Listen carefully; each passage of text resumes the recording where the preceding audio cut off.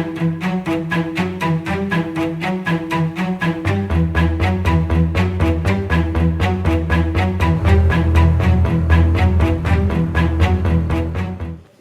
yo, Bobby. Hi. Thank you all for coming, first of all. Welcome to IWA if it's your first time. If you're a return fan, nice to see you. Alright, so before we start with the intensity of the show, what's going to happen, the stories that we're going to be telling you today through the matches, I want to take this moment. Just, we had a loss in our family, okay?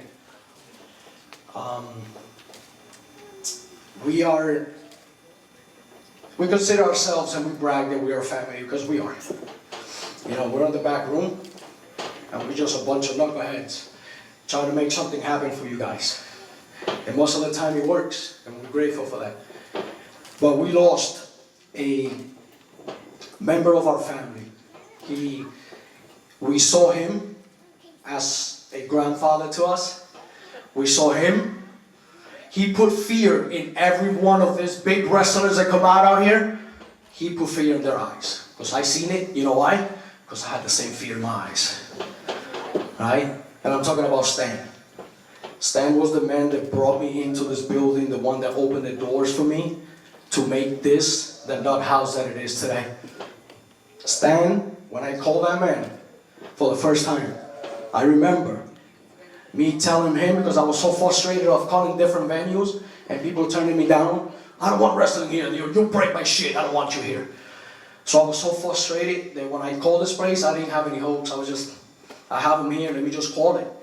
And when he picked up, he's like, you do wrestling? I want you. Come and see me. And I walked into that door and I had a meeting with Stan. And almost 5 years later, we're here. And all because of him. Thank you, Stan. And thank you for putting in the good work so we could still be here today. It's all because of that old man. We love you, Stan. We really do. We're going to do a 10-bell salute. We're going to do a 10-bell salute for Stan, out of respect. And also on that 10-bell salute, I'm going to include a personal person that I lost. And it was also a member of our locker room, which is Asher Morales' dad. Asher Morales, as we all know, is a pillar of this company. He's been here since day one. He just recently lost his dad. Personally, I was a very good friend of his dad. We spoke a lot. Very bright man, a man of God. They gave the best advices in the world. And we're going to also honor him with that 10-bell salute. So I'm going to ask everybody to come out from the locker room and surround the ring.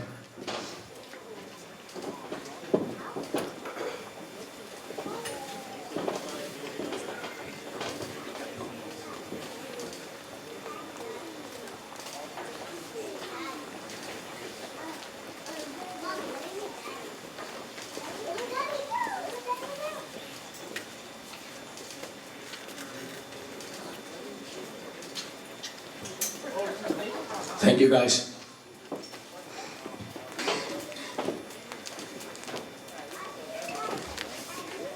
Every single one of you are here. We have the opportunity to call this home because of Stan.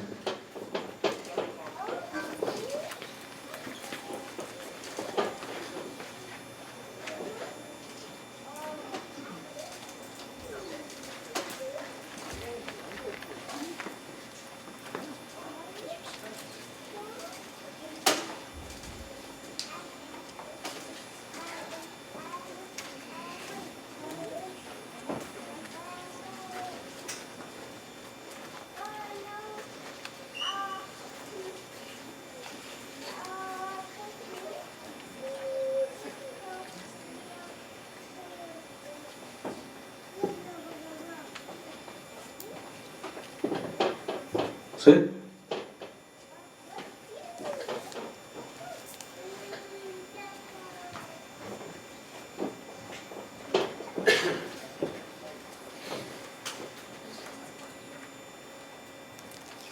May I ask you guys to rise, please?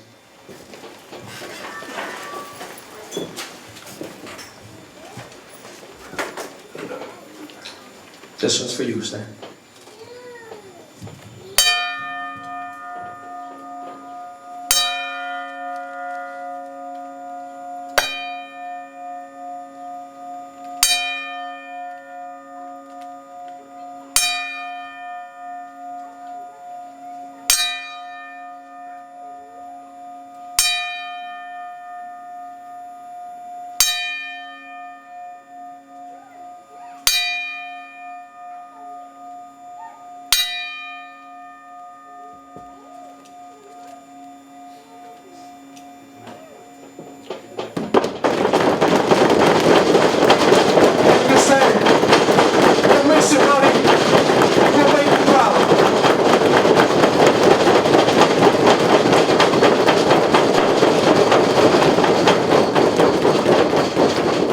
Thank you guys. Thank you. You go have a seat. Let's start this wrestling show. I don't know how to pump this up. I don't know how to get you guys started like this guy does. Ooh, nice. Heel mode. I'm already in. I'm locked in.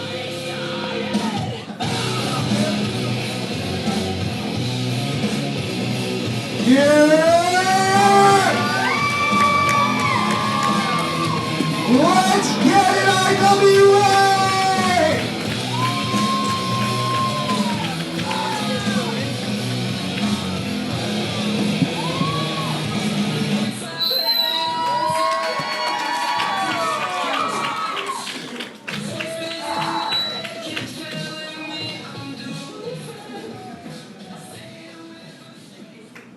Everybody, welcome to IWA Mayhem! What do you say we start off with a tag team match here tonight? Referee Flacco.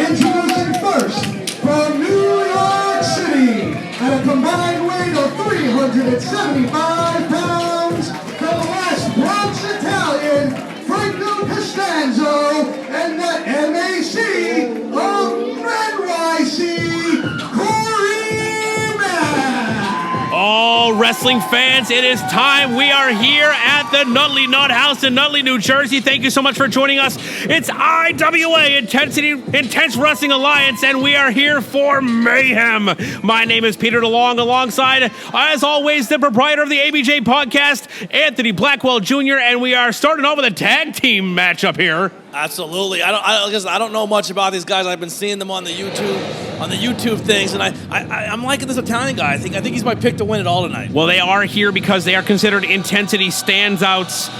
Franco Costanzo, the premium paisan. I don't know who they're wrestling, but my money's on them.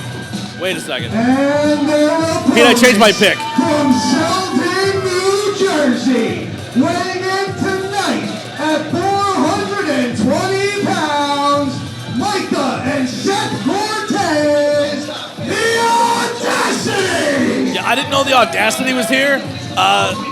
This guy's going to be a grease spot in the mat in about 3 minutes. How could you miss them? You didn't know they were here? Look at these guys. Incredible physiques, always intimidating. 5 years in the business. Micah and Seth, the Cortez brothers out of NYWC, trained by Bull James. We saw them here over at some episodes of Intensity, and now they are making their IWA main roster debut here at Mayhem, and I couldn't be happier to have them on the card. Absolutely. I've been following these guys for a minute, been watching them all up and down this East Coast.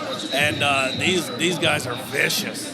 Well, I'm happy to see them, but I don't think Corey Mack... Oh, and then we're off and going, Pete. I don't think Corey Mack and Franco Costanzo are happy to see them. Costanzo didn't even have a chance to take his glasses off. He didn't even tighten them up. Oh, no, those are like Bill Lambier style. You got to wear them... Okay, my bad. Yeah. Dude, I had that same haircut growing up, where you just put a bowl on your head and cut around it. All right, hey, this is... All right, listen, I think I think they're taking you by surprise. Corey Mack, Franco Costanzo working very well together against the Audacity here. Listen, man, you gotta realize they are standouts. And coming from that House of Glory training academy, they're not gonna be jokes here. That's right. I mean, you said they were going to be a grease spot. I mean, are you changing your opinion here from just that single moment? Probably not. It is still the Audacity we're talking about here. I don't know. Listen, Boot gets up just in time. Oh, wait a minute. Yeah. Seth Cortez causing the distraction while Micah on the outside uses the hair pull to his advantage. And this is very apropos to what you're used to seeing out of the Audacity. They use every opportunity to their advantage, and they get the job done no matter what it takes. Absolutely. They are an absolute great fit for IWA because intensity is what they bring, as this guy's going to need to go to a chiropractor tomorrow. 1, 2. Oh. It's an L6, L7 compression there from that double team maneuver. Now the Audacity in firm control. The premium Paisan, not looking so premium right now. No, got dropped right on that little sausage he calls a neck. And Micah Cortez now doing a little bit of taunting. Kind of trash talking. I think he was trash talking someone in the crowd, too. Possibly. We are in the nut house, you know? Tag now, Seth back in, the legal man. They got 5 seconds. They're going to take advantage of every moment they have. Up and over. Oh. Well-oiled machine, the Audacity is. Oh! Jeez. Night-night. Gonna knock his glasses off his head. The Bill Lambier specials, it's up by his forehead. He's blind. I don't think they're being used the way they're supposed to be. They're supposed to be there for protection. Oh! Jesus. But Costanzo's still in there. Doesn't want it. Oh, now the glasses are off. That's it. Now he can get poked in them. Listen, if I'm Corey Mack, I don't want to get in there. Well, I hope they're not prescription because now, I mean, maybe Franco Costanzo is legally blind and he needs those glasses. Oh man. Yeah. I'm gonna have to talk to him afterwards if he can speak after this. Yeah. He might be legally disabled after tonight. What a way to start out Mayhem here at the Nutley Nut House. The Audacity just completely dominating the team of Corey Mack and Franco Costanzo. Intensity standouts. Yeah, and later on tonight, we are going to be having some tag team action for some titles. The boys in the back got to be looking at the Audacity here in the building and be going, oh, we got some problems. Costanzo in enemy territory here, and Corey Mack, the MAC of NYC on the outside. Oh, didn't look like he was all that enthused about getting the tag, but he gets one nonetheless. I wouldn't want to get in there against these guys. Ducks that clothesline, turns him around. Oh, very well-placed forearm there. Oh, man. What intuity there, dropping him to the second turnbuckle. Picks him up. Thought he was going for a side slam, but he's holding him in position here.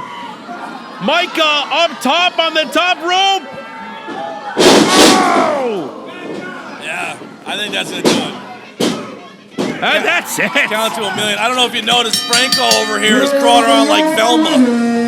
The Audacity! And what a way to make your main roster debut here. The Audacity completely dominating the competition.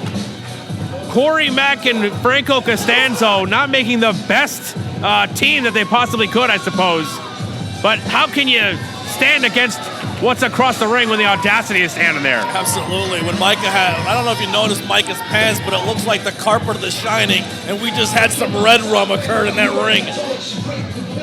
Love the reference, folks. Don't go anywhere. So much action to come here on an IWA Mayhem. So happy to have you here. Keep watching. The heavyweight title is on the line tonight in the main event. PJ Savage defense against Jocko.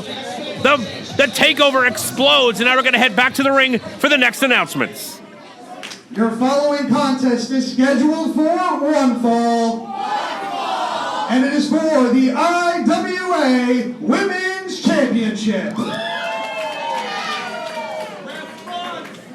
And this is an interesting one, Blackwell. I know you weren't here for our last event at the Nut House, but for those who missed that as well, I'm going to fill you in. Vicious Vicky looking for all comers to come in. She basically ran the women's division out of IWA. Yeah, it's non-existent. Vicky dominated everybody. Introducing first the challenger, fighting out of Mayfield, Pennsylvania,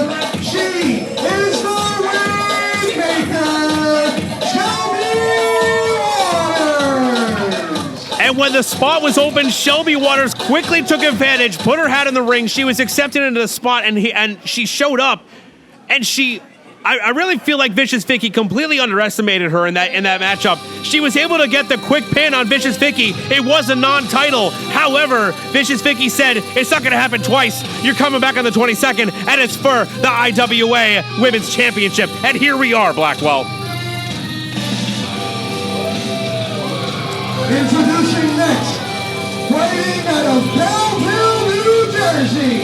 She is your reigning and defending IWA Women's Champion, the Garden State Goddess, the Vivacious Vicious Vicky. I gotta say, Pete, there's not many people in the Jersey scene that I would love to not piss off, essentially, and Vicious Vicky's one of them. And now she's someone who's actually pissed off coming in after getting that roll-up pin. It is going to be a bad day for Shelby Waters. That's right. She didn't just pick that moniker. She earned it. She is the Vicious One, the former Queen Midas of the Indies, and soon to be, as she likes to say, she plans on continuing to regain all those championships that she had to either relinquish or lost shortly after she suffered an injury. She was out for a long time, but when she came back with a vengeance. Yeah, they're still picking up teeth and hair from her last couple opponents in this ring. It's going to be a long night for Shelby. It's going to be a long night for me, too. I'm double teaming. I'm doing two jobs, working the bell tonight. It's going to be great. Yeah. And here we go. The IWA Women's Championship on the line, and Vicious Vicky already showing that vicious side of her, unlike how she treated the matchup the last time. Absolutely. Shelby got a headlock, but quickly gets reversed by Vicky. Oh, and that power, that's going to come into play right there. Listen, I know Shelby Waters well. I like Shelby Waters a lot. She is legitimately a very great, she's a really nice person. We've been watching her since her start. Absolutely, over at Backbreakers Entertainment and on at the Sanctuary and everywhere that she's been lately. She's been all over the place. She's been learning as much as she can, improving exponentially with every foray, but I don't know if she's ready for a 100% angry Vicious Vicky. Oh, there it is right there. She tried to lay the shoulder in, but not enough strength to take Vicky down, and Vicky's going to make her pay with a punch to the face. Elbow to the jaw, and Shelby Waters being taken by surprise. And the spinal tap there, going for the lower lumbar. You saw her kind of struggling to get back up to her feet. Yeah, and you know, not a secret. One of the things that Vicky does is she does her homework, and one of the bugaboos for Shelby Waters is her back. She does have back issues. Sent to the opposite corner, Vicious Vicky. Oh. You can see she's slow. She's not super fast, but it's because she's taking her time, making every single motion mean something. She is determined. Pounding away on that back. Waters just tied up there. Nowhere to go. Vicious Vicky is pretty much saying that roll-up pin is not happening again on her watch. Oh, my God. Huge knee to the face. Down hard on her neck. I don't know if you saw that, Black Belt, but she landed kind of in an awkward position. But look at her. She's getting back up to her feet. She's not giving up. The fight in this woman's heart. Listen, they make them tough in the 5-7-0. But sometimes we're tough because we're stupid. I don't know what's the problem here with Shelby. Speak for yourself and myself probably as well. Shelby with a huge takedown. Up and over. Oh, sends her right by. Ducks that clothesline once again. Oh! Nice double drop kick from Shelby. She's feeling it here, Pete. Coming in with a head of steam. But Vicky ready for it. Sends her back to the outside. Wait a minute. Blocks a couple, but Shelby takes one right to the chin. Oh! Jeez. Across the top rope, across her throat. And Vicky, not even worried about going for the pin, not worried about... I'm convinced she has already decided that she's winning this match. She just wants to make it as brutal and uncomfortable for Shelby Waters as possible. Yeah. They legit can't bring women into this division because they find out who the champion is and they say, nah, we're good. Right, and that goes to say a whole lot for Shelby Waters. She not only put herself in the spot for that open position against Vicious Vicky, but she came back a second time knowing what she was walking into. Yeah. Once again, Shelby just finding a way to get to her feet. Another knee to the body and another Pete. Just brutal. That Muay Thai clinch from Vicious Vicky. Oh. Just continuing to punish her here. And the Nut House is, they smell blood and they want more. That's how it is. It's like a coliseum here. Most of the fans here at the Nut House don't cheer for any one individual. They cheer for the violence. Yeah, they are psychos. I love them. Here we go. Reversing the situation as Shelby Waters into the corner there. Little big body splash there from Shelby Waters. Goes up for a monkey flip. Ducks that clothesline. Cinches her. Oh! Hits hard on the canvas. Shelby Waters pulls her into the middle. Very good going. Pulling her away from the ropes. Go for the cover. Oh, we almost had the upset of the century. Listen, we thought we had the upset of the century last time as she got that win. I mean, would it be that much of an upset? Well, you know what? I guess you're right. The title's on the line. Vicious Vicky is more determined and angry as ever. But I don't want to take anything away from Shelby, who's been putting in so much work here. Oh, drop toe hold. Oh, looking for that clover leaf. Oh, no. And those forearm, her forearm is right across the bridge of the nose. Whoa, whoa, whoa, whoa, whoa, whoa. What the hell's Deanna Diaz doing here? Shelby Waters is locked in that submission move. She's tapping, the rest not seeing it. She's tapping out. Former WOW champion out of Staten Island, New Jersey, Deanna Diaz. Oh, wait a minute. Oh. Wait a second. Whoa, whoa, whoa. 1, 2. We have a new champion. No. Ah, what? Here's your winner and new IWA Women's Champion, the Rainmaker, Shelby Waters. The 570 walks out of here with some gold around her waist. Shelby Waters is your new IWA Women's Champion. With a little assistance here from Deanna Diaz. I don't know if that was the part of her plan, but she caused a distraction that allowed Shelby Waters to take advantage of the situation with that quick roll-up just like she did last time, and we've got a new IWA Women's Champion, Blackwell. Unbelievable. I'm going to tell you right now, if you thought this was a problem before, Vicky's going to kill people. What? Oh, no.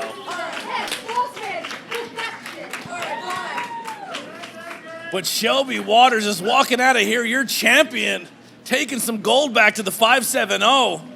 The Keystone State's getting some jersey belts. Love to see that. We got one title up and one title change. We'll see if that sets the tone for the rest of the night. Your following contest is scheduled for one fall and a second round. I'll tell you what, Pete, there's no way I would not root from someone for the 570. I am loyal to our people. Is that so? Absolutely. I would never waver from that. All right, keep that energy, Blackwell. Who's the next match? All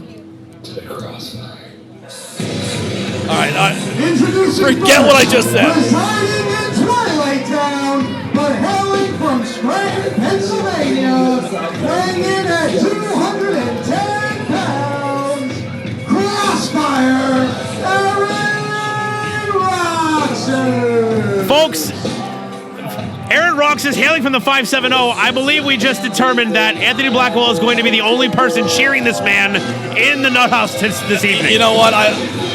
Sometimes people make mistakes and they're allowed to go back on their word. There's no chance I'm rooting for this creep.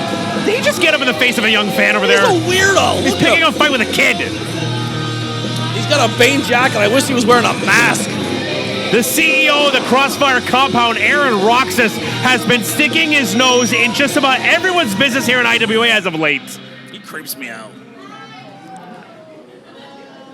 I think that's the point. I think that's what he's trying to do. He's not trying to make a friend out of you, Blackwell. Yuck. He's trying to make you feel incredibly uncomfortable. Oh, God.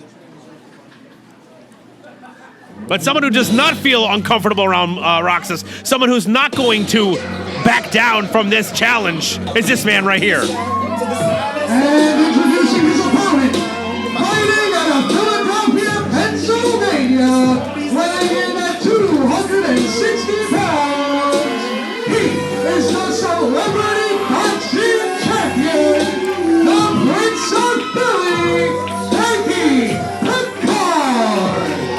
Frankie Picard walking out of here with that gold from the Celebrity Boxing Championship. That's that dude right there. Listen, that's not the only gold that he's ever had, okay? Frankie Picard is a decorated individual, all right? Trained by Drew Gulak at the CZW dojo, former H2O hybrid champ, former CZW wired champ. I mean, the list goes on and on. That's just one of the many championships that he's held. But I don't think Aaron Roxas is interested in boxing tonight, especially boxing a celebrity. He's interested in maiming his opponent, which is what he usually does. We've seen him do some disturbing things. Listen, he can be disturbed, but Frankie's from the mean streets of Philly. He's seen a lot in his days. As he shoots for a double leg, and he's rained him down already. And Picard not interested in standing and boxing with Roxas either. Don't forget, this is the second time that these men have faced each other in the ring. Last time it ended up being a double countout because they couldn't stop brawling on the outside. Yeah, it's very possible that happens here again. Oh. Picard wasn't happy with the way that matchup ended. He wanted to get a decisive victory over Roxas. Good grief. I think the light just got turned out with that big punch elbow into a kick. Deceptively agile is Frankie Picard. Oh, Aaron Roxas goes low to the kneecap. Burst of energy from the CEO of the Crossfire Compound. And now just allowing his weight to be draped across the back of the shoulders as Frankie Picard's neck is pressed against that middle rope. Listen, I will say this guy's a creep, and I can't stand him, but he is very good in the ring, and when he smells blood, Pete, he's going to attack, and he's going to attack viciously. And that's exactly what he wants. He wants to smell blood. He wants to draw blood from anyone who stands across the ring from him, and that's one of the many things that makes him incredibly dangerous. Oh!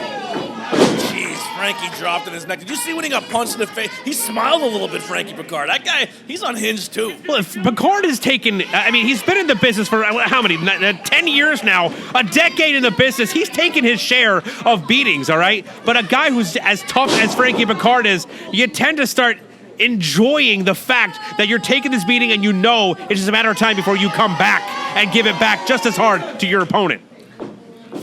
Oh, what'd I say? That big right hand again lands, finds its mark. Oh, Nasher knee strike finds the mark. Going for the cover here, Pete. Wake up, Frankie. 2 count. Picard staying in there, but I mean, Roxas still in control. Dangerous situation for Frankie. Laying that knee into the middle. Every time I see Roxas walking around, it's so uncomfortable. He's like, it's as if Frankenstein were set in Ireland. Like it's just, this guy is just so unsettling. That's because his face looks like it's made with 14 other faces. He's weird looking. I wouldn't say.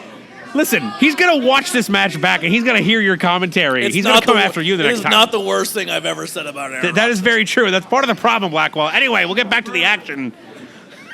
You're gonna get me in trouble. Turning him around, looking for a neck breaker. Oh my God. Let him think about it for a moment as well. You better hope your health insurance is all covered and paid up if you're getting in the ring with Aaron Roxas. Going for the count, 2. Just a 2 count. Frankie gets that shoulder up. Raining down the punches. And Roxas, every time he puts out a video talking about his upcoming matches, it seems like he becomes more and more detached from reality, more unhinged, and just more of a sadistic human being. Also, he uses a video camera from 1942. No color in that thing. It's probably an app. There's probably an app that makes it look like that. I don't know. It's probably a filter. I mean, he's a smart guy. He's probably up to date on modern day technology. Listen, don't give that guy too much credit. But here we are battling here. A big uppercut from Frankie. Yet to put down Aaron Roxas, who's still on his feet. Staggering, however. Using those ropes to stay on. Oh, he's gouging the eyes. Going for the eyes now. Come on. Oh. Trying to go for the garrote here. Needs to get him down on the ground, but it's easier said than done. It's a big man to get around that neck and shoulders. Frankie reaching for a rope, but he's fading fast here, Pete. Has that Cobra clutch cinched in. Look at the eyes. Look at the sadistic face of this guy. Oh, Frankie backs him in the corner. But is it enough to break the hold yet? No! No, it's back in. It's back in. Determined as ever as Roxas. Backing up into another corner, but still not relinquishing the hold. Roxas still has that wrist control so that the elbow can't go through, but a snapmare. Oh, big single leg drop kick. And inching, crawling over to Roxas, pulling him over, finally going for the cover, but only draping the arm over. That's all he had the energy to do at this point. Yeah, he couldn't hook anything, couldn't hold anything down. Just like you said, just a small drape over the arm, over the body of Aaron Roxas is not going to be enough to keep that big man down. The nut house firmly behind the Philly boy of Frankie Picard. Well, nothing against Frankie, but I think they'd be firmly behind anybody on the opposite side of Roxas right now. Oh! They meet in the middle. Nasty back elbow. This psycho is laughing about it. What a weird, oh my God, he's disturbing. And look, I think he's drooling. What is he doing? This is a disturbed individual. He's saying, is this all the fight you've got? He could be taking advantage of the situation, continuing on the offense, but he's taking this time. He dwells in this. This is what he does. He wants in your mind. Wait, what the hell did he just say? You talk about my kids? Face to face, allowing him to get up, allowing him to grab him by the throat, and the smile still on his face. Whatever he said, he knows he got into the head of Frankie Picard. Frankie Picard went right for his neck. And now Roxas is repaying the favor. Whoa. You can't put your hands on the ref. Oh, Roxas does not want to put his hands on the official in this matchup. Dude is jacked. Oh! Well, holy Good night! smoke. Jesus! My God. Picard has had enough. Picard better calm down. He's going to get himself disqualified. Across the face, now to the body, peppering him, put a little pepper on it there. Yeah, this is turning into a boxing match, a little dirty boxing as they're in the clinch and they're not letting go. Oh! That's a disqualification. You can't put your hands on the ref. Per referee decision, this match has no winner. What? This is the second time in a row. The second time in a row that these two have not been able to come to an official win. And they're swinging. Well, I think we're getting round 3, Pete. Oh, no! As he goes low. Referee out of here. There's no need to follow any kind of rules now.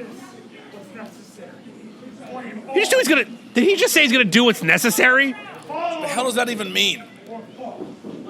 Oh, no. Oh! No! From behind, the knockout shot. Picard lifeless on the canvas now. What the hell is he doing? Gonna put on his coat and leave. Picard. Whoa. He has a switch. We need to get people out here right now. No. He's got a straight razor. Stop. He's got a straight razor. Somebody needs to get in there. We need people out here right now. Stop taking pictures. Get in there and stop him. Roxas was about to slice that man's throat. He was going to kill him. Head of security Jay Babbage over there telling Roxas to get the step in. Listen, there's wrestling and then there's trying to cut someone's throat with a switchblade. What the hell is wrong with him? Members of the roster coming out here and literally saving Frankie Picard's life. Hold on one second. Eric Padilla out here. I'm sick of this. Frankie,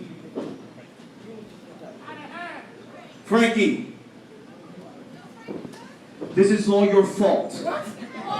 This is all your fault. Would you? He was You're officially suspended. What? For the next show. The guy pulled a knife out. Roxas was about to slice the man's throat. Are you kidding me? Frankie fresh out here now. Oh, really? So you're gonna suspend Frankie? Because you got the power. I do too. Roxas! You are also suspended. Yeah! Tahir by yourself. Now, take the dealers, baby boy. Hey, yo, Poppy rules down the suspension. That creep show's out of here for a while. Evening the playing field. Picard sitting out for a show, but so is Aaron Roxas. Good. Maybe we'll actually be able to have an entire show, an entire event of matches that don't get interrupted. Or have attempted murder in it. That will be a plus as well. Jeez. New Jersey is wild. This place is... I can't even say New Jersey's wild. He was from Pennsylvania. Yeah, we're kind of crazy, too. At least we pump our gas. But we have some more title action coming up here next. The Zero Limit Championship on the line here coming up next. Let's send it back ringside. Your following contest is scheduled for one fall. And it is a 6-man tag team match.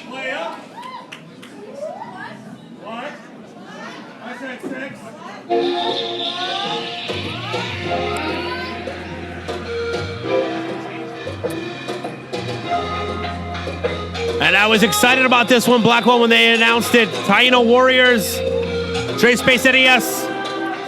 Card started to change. I thought there was a title match coming up. Maybe not. 6-man tag. Introducing first, the team of Roxas, Mike Harvey, and the rising star, Brian Matthews, the Taino Warriors.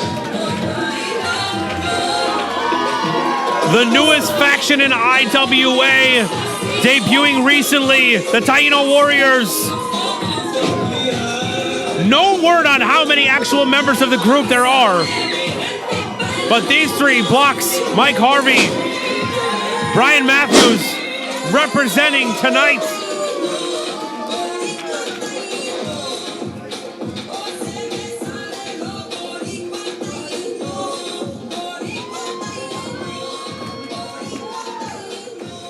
Wanting to make a name for themselves and for their faction, really, in IWA.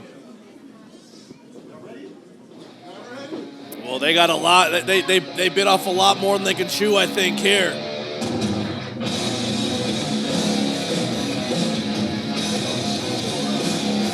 That is not their music. Oh, jeez. This guy again. I better not say anything. He might suspend me. I already got kicked out of Jersey once. Please don't suspend the Taino Warriors.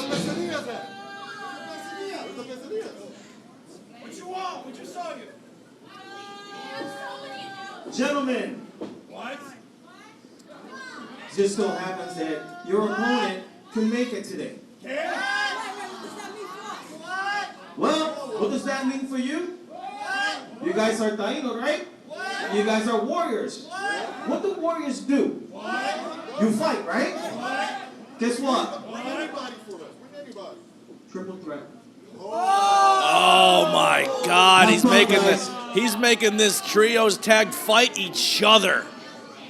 The Taino Warriors are gonna square off here. All right, I'm gonna pull back the curtain a little bit on this, Blackwell. All right, Frankie Fresh, the proprietor of IWA, and now, of course, as we recently found out, half owner of IWA, brought the Taino Warriors into IWA, put the faction together, and I think after what we just saw, Eric Padilla decided to throw a wrench in the gear just to spite his brother and make this faction that Frankie Fresh put together fight each other. All this just to spite your brother. Yeah, he's trying to implode talent that his brother brought in. It's a weird competition. The locker room was split down to two. Who was brought in by one and who was brought in by the other. And now he's making them fight each other. Brian Matthews with a splash on the corner. Mike Harvey snap-mared over. Drop kick, but keep your eyes up. Blocks coming from the sky. Wow! Goes for the cover. Jeez, Blocks got... I thought he was going to hit a sprinkler. Mike Harvey just going to town on Blocks right now. Wow, look at the strength. Blocks dropping those elbows, though. Turning it around, nice suplex. Holding on to it, however. We ain't done. We got a little three amigos coming up here. And maybe wear an Eddie Guerrero sock, so. Oh, we didn't get the full 3. We're going to get a backbreaker instead. Crashing the Brooklyn, New York native down, going for the cover now. Oh, wait a minute. Oh, jeez. Brian Matthews from the middle rope taking blocks by surprise. Yeah, he put those boots right in his mouth. Oh. Matthews to the outside. And, I mean, you hate to see 3 brothers like this fighting, but you got to imagine that the Taino Warriors, this is almost like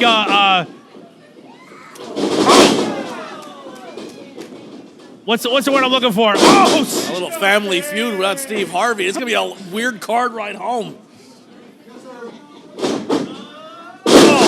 It's building morale. That's what I'm trying to say. Like almost like adding to the bond that these 3 have, forging your friendship in battle, and also going for a little bit of bragging rights.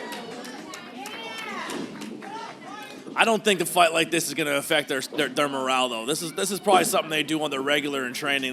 They just go in there and beat the tar out of each other. But now they're just doing it in front of a crowd. Very good point. I mean, I'm sure they're used to sharpening each other's blade on the stones that they train together with. And now reversal blocks into the corner.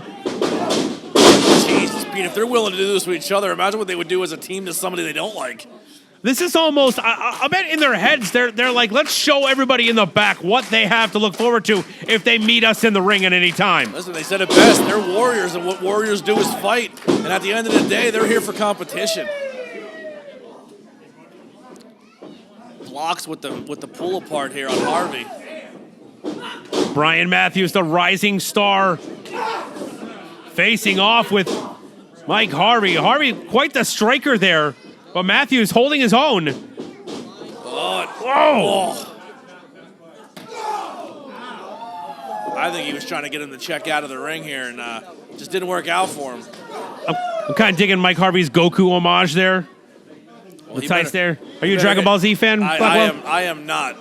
Well, one thing I hope for him, I hope it doesn't take him 14 and a half episodes to charge up. Oh, but as I say that, he hits power level 3,000 as Blocks breaks up the count. You know, you're seeing. I'm a nerd. I know references. I don't like the show, though. Blocks going for that. No. Oh, the huge cutter. Ari catches Blocks by surprise. Can't quite capitalize as fast as he should. Decides to go a different route. Perches himself on that top turnbuckle. Middle rope.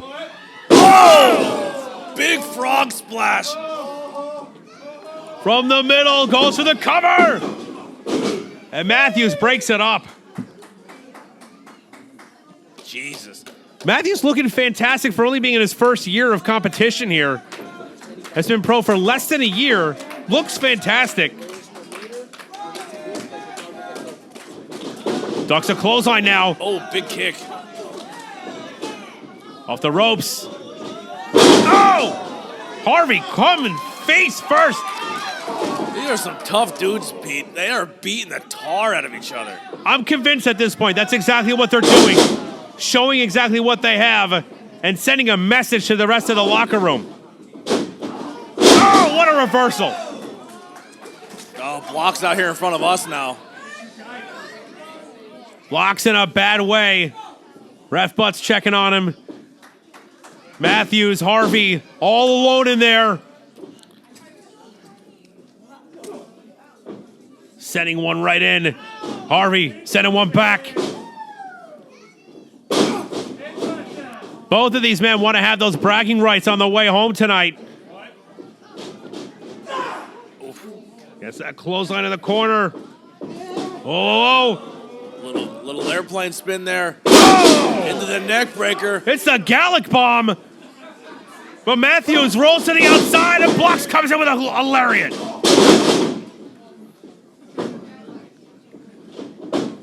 Ducks that clothesline. Blocks. Scoops him up. Oh! Michinoku driver. This might be it. Oh. The last second, the count has been stopped once again. And even if Matthews wasn't there, you saw him reach for Mike Harvey's leg, but couldn't quite get it, so decided to give it a try anyway. Oh. Matthews to the outside now. Dumped out here in front of us again. Wait a minute. What did he just grab? Did he take your bell? Ryan Matthews just grabbed that mask that he's... Hold on a second. Harvey blocks, squaring off, throwing fists in the middle of the ring. But Matthews just put on that Taino Warrior mask. Yo, he's got a different swagger to him right now, Pete. The body language changed. Matthews up to the top rope. Oh! A coup de grace to the back of the spine. Dumping Harvey to the outside. And he has his eyes locked on blocks. Wait. Oh! What a maneuver. Goes for the cover. And that's it. That's going to do it. Here is your winner, the rising star, Brian Matthews. Pete, it's like he put that mask on and has transformed into something different.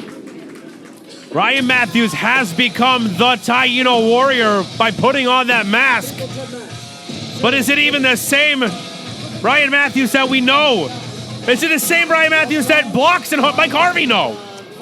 They're confused by it. They're like, what just happened? So, who's ready for some violence? So your following contest is scheduled for one fall. And it is for the IWA Zero Limit Championship. Frankie.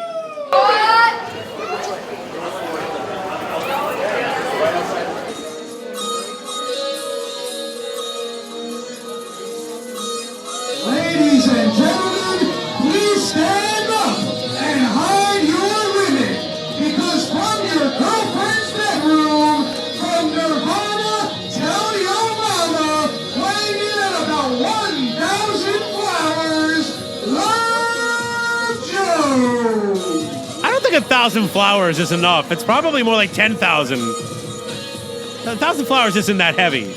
Regardless, from Nirvana to your mama, Love Jones is here. One half of Love is Pain with Captain Evan Payne. Love to see him here in IWA. We've been seeing him on episodes of Intensity, Pete, and now the main roster. These New Jersey sweat hogs can't take their eyes off him. He's a fabulous man, too. I don't know if you ever talked to Love Jones.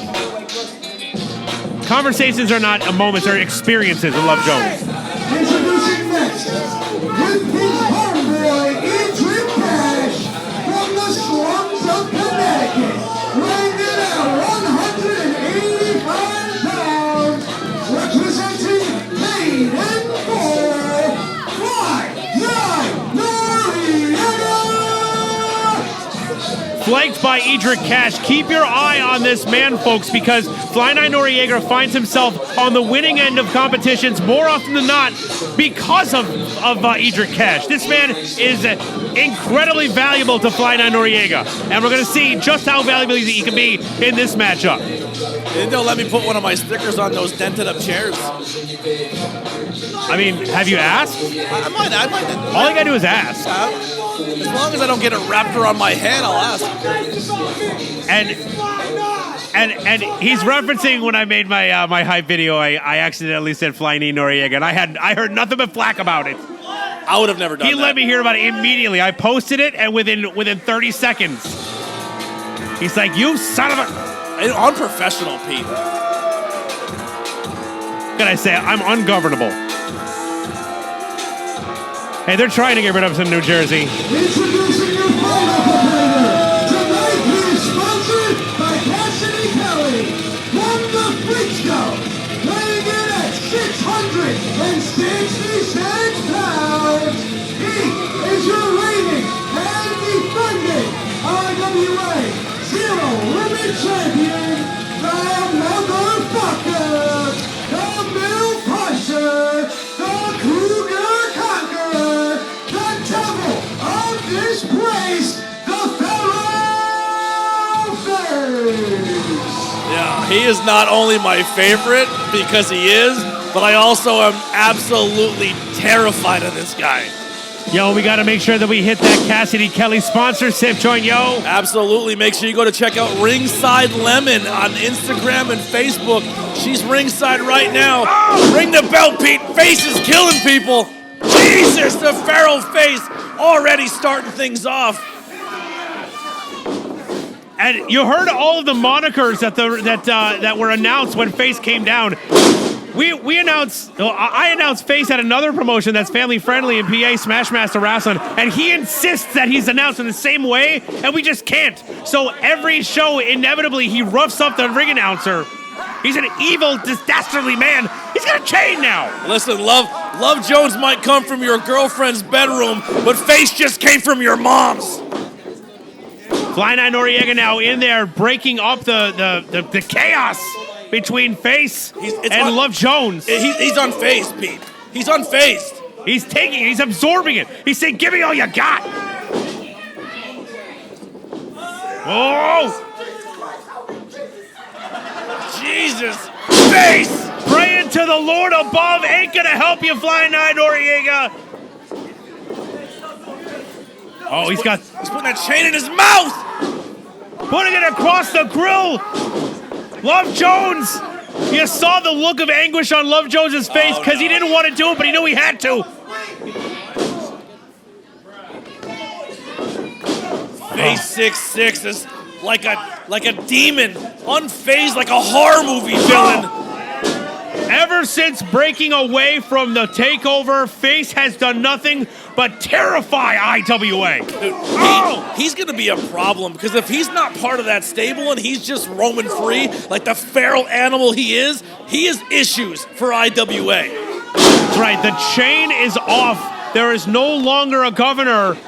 He is balls to the wall, and there's no telling where his limit is because I don't think we've ever seen it. Speaking of chain, Fly Nye was just suplexed onto one. Oh, no. Love Jones. Oh, God! Right to the face of Face. He better swing that shit harder because that doesn't face. He just caught it. Oh! Love Jones saw an opportunity. Struck while the iron was hot. And Face to the outside. Smart move. If you're going to win this match, you need to get Face out of the ring. Noriega and Love Jones now going at it. And if anyone at home is paying attention and wondering why this is a three-way, not a four-way, Elijah Eden thought better of his position tonight and no-showed, probably smarter than Love Jones and Fly Nine Noriega. He did a smart thing. He knew who he was going up against. Love Jones trying to do the best he can now to take Fly Nye out of competition. Oh! Beautiful middle rope moonsault by Love Jones. But that feral face is up and walking and is back in the action here, bringing the other chair into the ring, breaking up the count at 1. Wants that title bad. Or does he? I mean, in order to get that title, you're going to have to get him off of Face, but then after that, Face is going to want it back. Well, they finally figured out the recipe here, and it's got to be 2-on-1 on Face. Well, it is one fall to a finish, so it's not like they can eliminate him and then face off against each other. But double suplex and now setting up a couple of chairs. Oh! And Face, it's very rare when we see him in this position. Love Jones holding the chair in place. Fly Noriega! Coast to coast, Jesus! Holy smokes! Eat your cash on the outside. Pete, face is bleeding. Well, is that a surprise? Oh you my see God, he split the wide. impact? He split wide open. Love Jones, usually a very loving guy. I don't know if he's up for the kind of chaos within this matchup, but he's doing a hell of a job thus far. Face rolls to the outside, dazed, trying to shake the cobwebs, and a couple of kicks right to the face. He is pulling out all the stops, puts 2 boots to the face of Fly Nye. Beautifully done by Love Jones. Oh no, Face is back in here. The proverbial crimson mask. Oh! Lights out. My God, you saw the head just whip back on that impact. My God. Face is seeing red, and it's for 2 reasons. He's pissed off and he's bleeding like an animal. Oh! Love Jones trying to fire back on the feral one. Adrian Cash, what is he doing? He's got his boot off. He's got a Tim. What? He's hitting him with a Timberland. He just hit him with a loaded Tim. What is Adrian Cash doing in here? No. Well, he just realized he made a mistake. No! Oh my God! No! Both men! Oh! Hits the kick and dumps the other 2 off. How can you stop this man? Face is a psychopath. My God. Fly Night Noriega is the only one that has the energy to bring himself up. Oh my God! No, I don't like that. No, I don't like that.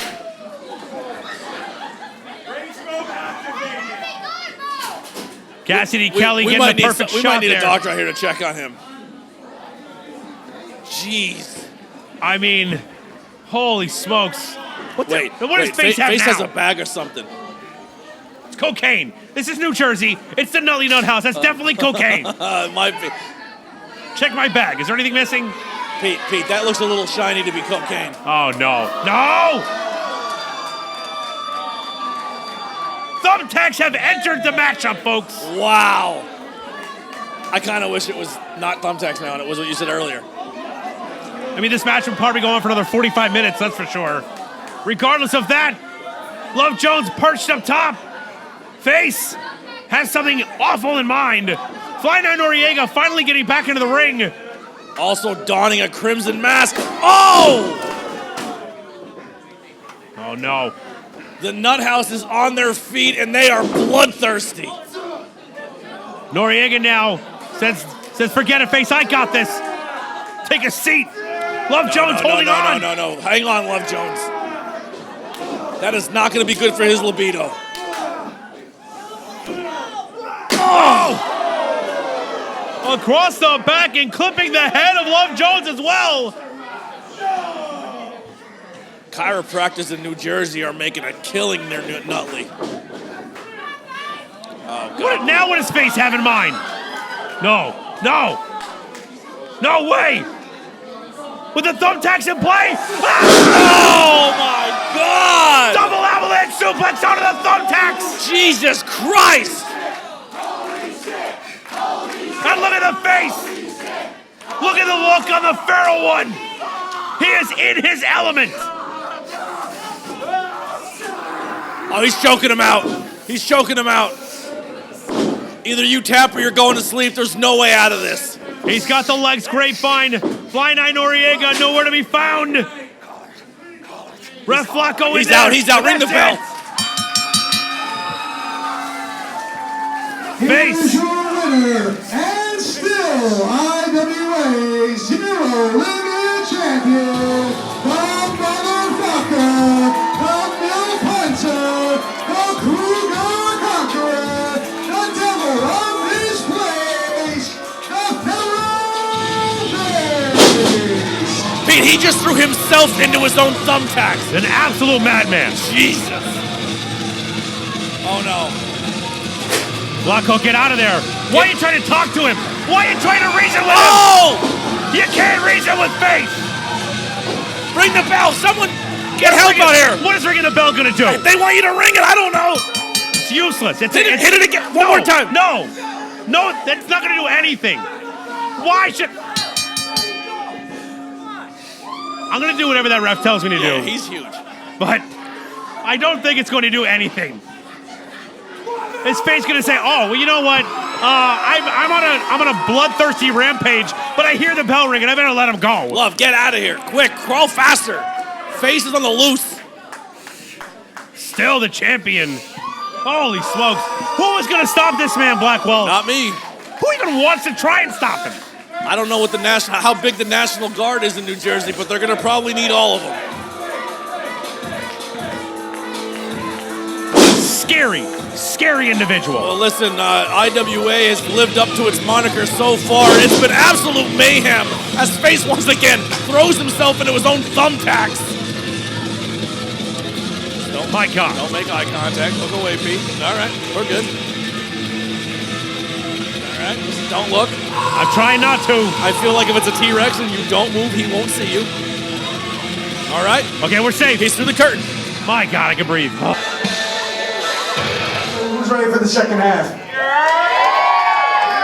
So we ended the first half with a title match, so why don't we start the second half with a title match?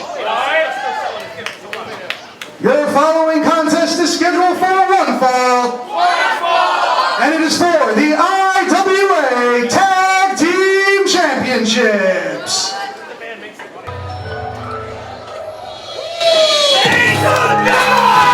Introducing first, the Challengers, at a combined weight of 390 pounds, the Tycoon, Taino Warriors, the last son of Bedware,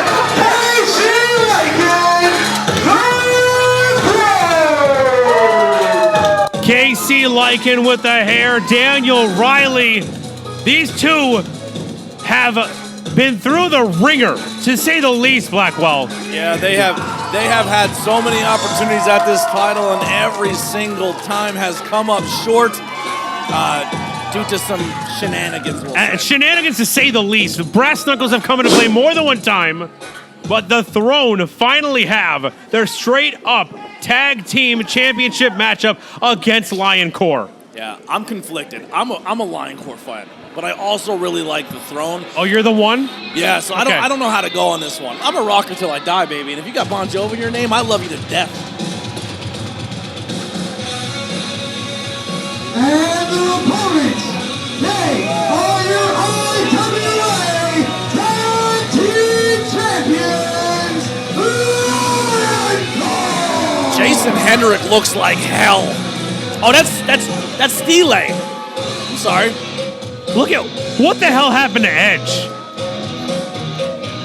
Cut the music! Hey, orange shirt, cut the music! What is going on right now? I don't know. Where is Jason Hendricks? Last time I checked, the Thrones match was against Justin Bon Jovi and Jason Hendricks. So I hate to break it, he didn't want to work a couple losers again. Wow. So you boys are going to have to work a little harder to get this match in a couple months. I'll shut what? your mouth and I'll tell you what. Whoa. Last time I checked, we signed for a championship match at Mayhem against Lion Core. And last time I checked, tonight is Mayhem.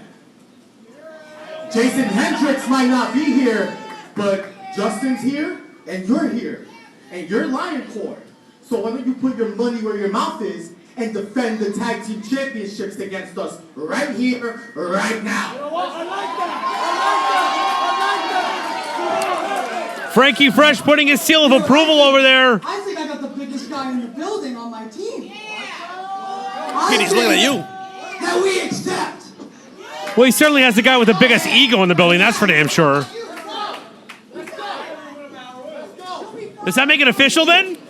Jason, They made the call, they made the request. Frankie Fresh said, yeah, okay. I think we're doing this. Freebird rules. he does not look happy about it, Pete. He's in action later on the night in the Battle Royal.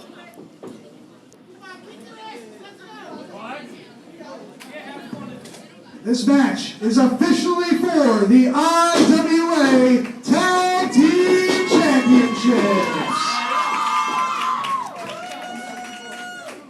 Now let me go ahead and remind everybody that the only reason that the tag team championships here in IWA are around the waist of Lion Core is because during a 4-way tag team matchup, an unreasonable amount of screwjob style details went down. Face walked out on Jocko. Daniel Riley was hit with Nux. Zay Spalding and Rico Gold were attacked before the match, and that was the only way that they were able to get the tag team titles away from the Faceless Ones. And now the Throne have a legitimate chance to get those titles away from Lioncore and put them on a pair of waists that deserve those titles. Now, I mean, a part of them has to realize they're happy with their odds, happy that it's a one-on-one opportunity, as you would say, you know what I mean, without all these other tag teams involved. But this is not actually Lioncore. You're getting. I mean, they have the Freebird rules, but there is no Jason Hendricks here tonight. But they are part of a team. They are part of the same faction. All right, they know each other very well. And hell, Staley came out here with that belt around his waist.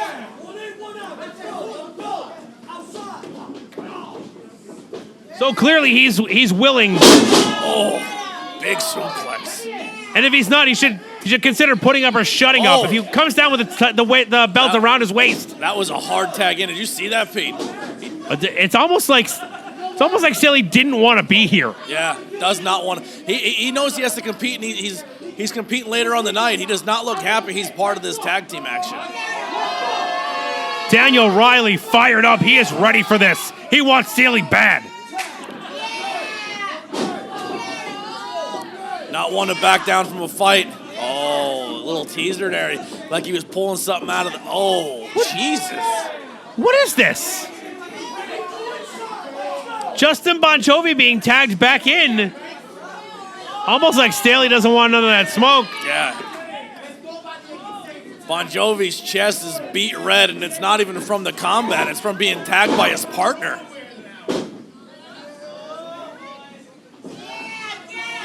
Fighting out of that waist lock now, turning it around, getting some control over the arm of Daniel O'Reilly. Riley now with a hammerlock.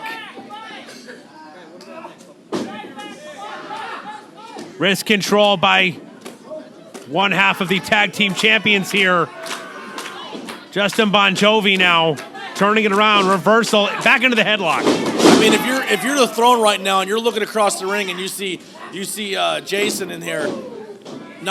Jason not here, and the deception between these two where one doesn't even want to look like he'd be here, I mean, it's got to look good for them tonight. Well, on one end, you prepare for one thing and then you're faced with another, so that's automatically somewhat of a disadvantage. But I got to agree with you on this one, Blackwell.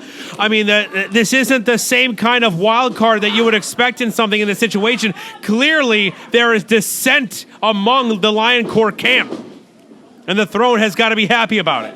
Yeah, you got to feel good about it. Pushes off. Oh, huge shoulder tackle from Riley.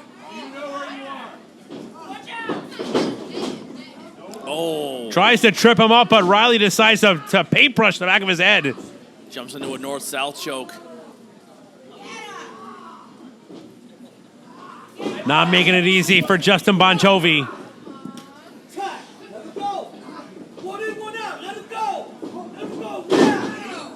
Snapmare now off the ropes. Comes Riley. Kick right across the chest. Casadora into the splash. Beautiful. And the Throne is feeling it here tonight. They are on the same page. 2 count. Early on in the match, but I mean, you got to believe that the confusion and the disrespect that's being shown between Justin Bon Jovi and Jaden. Oh, wait a minute. Forget what I said. Staley making his presence felt, to say the very least.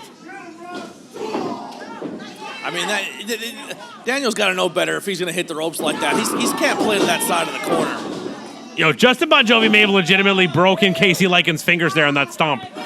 Oh, maybe or perhaps a his couple ribs ribs as well.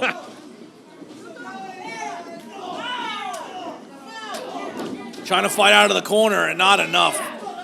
Staley just driving his boot right into the side of the head of Casey Lycan.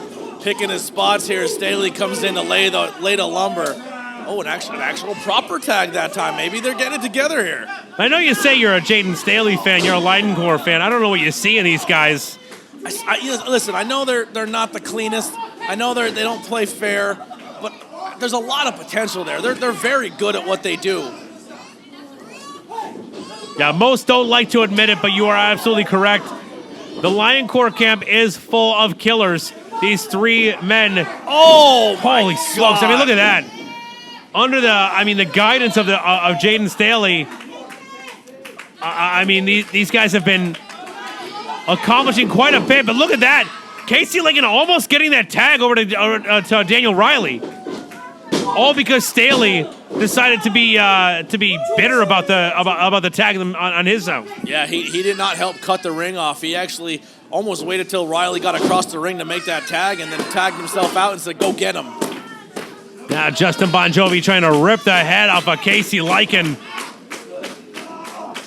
The throne. I mean, every moment that goes by, their chances of coming out victorious in this match are slipping away, as they're just being completely overpowered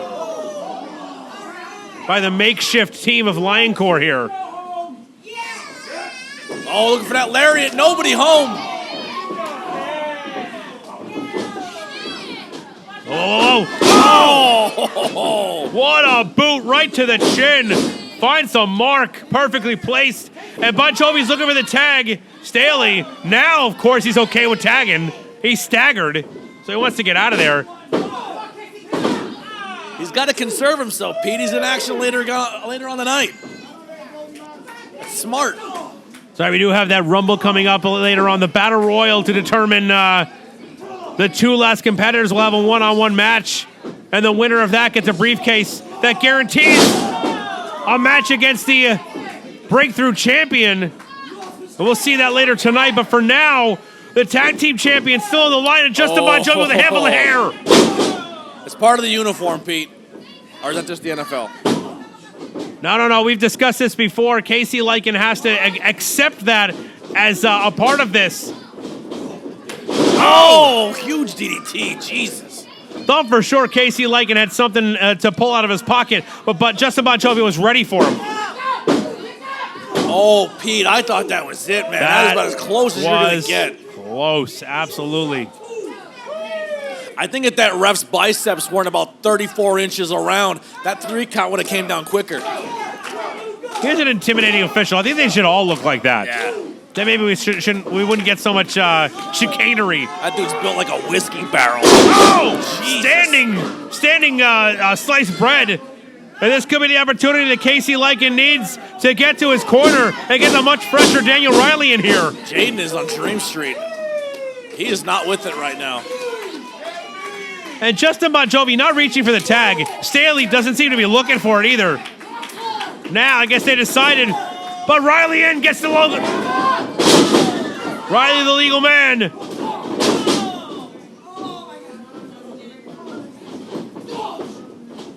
One half of the tag team champions now taking a beating in the corner. Yeah, smartly brings him to his own corner, getting him out of his territory. Trips him down, Pete. Oh! Oh, big cannonball. It's a cannonball after that cheap shot on Jaden Staley. Pete, but still not enough. These 2 counts are getting deeper and deeper. And Jaden isn't even putting his leg through the rope to even attempt to break these counts. Bon Jovi's on his own right now. Springboard. Nobody home. Oh! But you can see the exhaustion taking its toll on Daniel Riley. He wasn't able to do the springboard the way he usually does. And Bon Jovi was right there to take advantage of that situation. And Staley with a disrespectful cover. Oh! Whoa! What?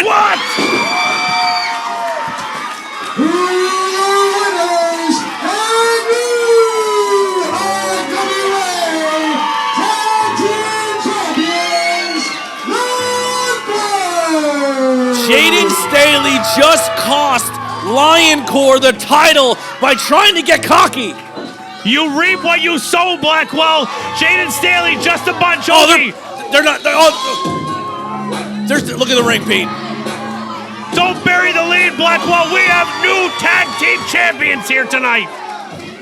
Oh! What?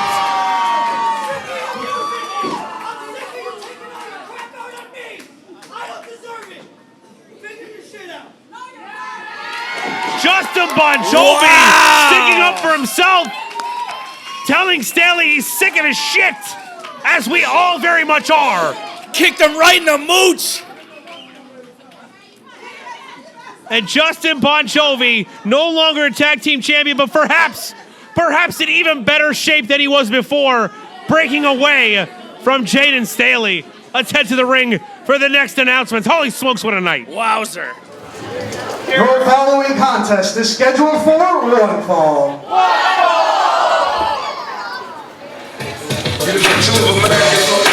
Introducing first, standing at 6'3" weighing 280 pounds, from Hartford, Connecticut, the Top Shiner, the Paper Chaser, Patrick Sane making his main roster debut. And Blackwell, this music kind of takes me back to when I was a kid partying in the projects in Old Forge, Pennsylvania, thinking I was a hot shit because I was handing a $5 bill to the dude who used to get us 40s, a Colt 45, and saying, keep the change, my man. Yeah. What a jerk I was. Yeah, I didn't drink the Colt 45s at around that time, but a Mad Dog 2020 with a little orange juice was always a good way to go. Patrick Sane out of Hartford, Connecticut, making his IWA main roster debut. We've seen him on a couple of episodes of Intensity. 2 years in the business from the Test of Strength camp, trained by Slick Wagner Brown and Bobby Ocean, with a legitimate background in jiu-jitsu and Muay Thai kickboxing. You know what that Test of Strength is? That's Killer Kowalski School. Listen, That's a place to be.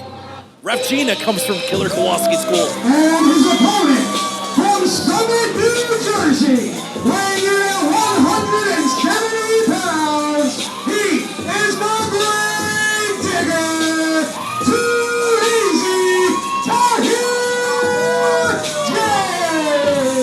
and Patrick Sane has his work cut out for him. Tahir James, too easy.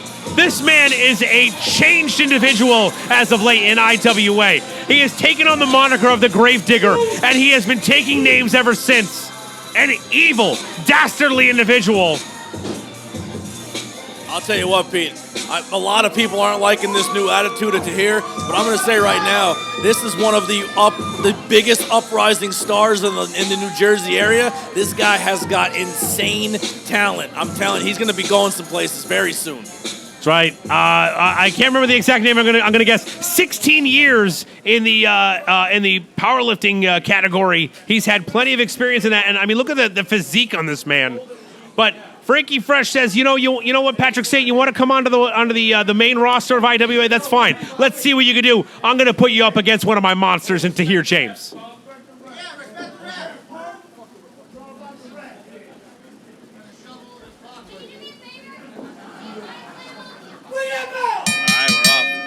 So intimidating when he yells at ring the bell. I will definitely ring the bell every time he tells me to. I'd ring it again now just in case.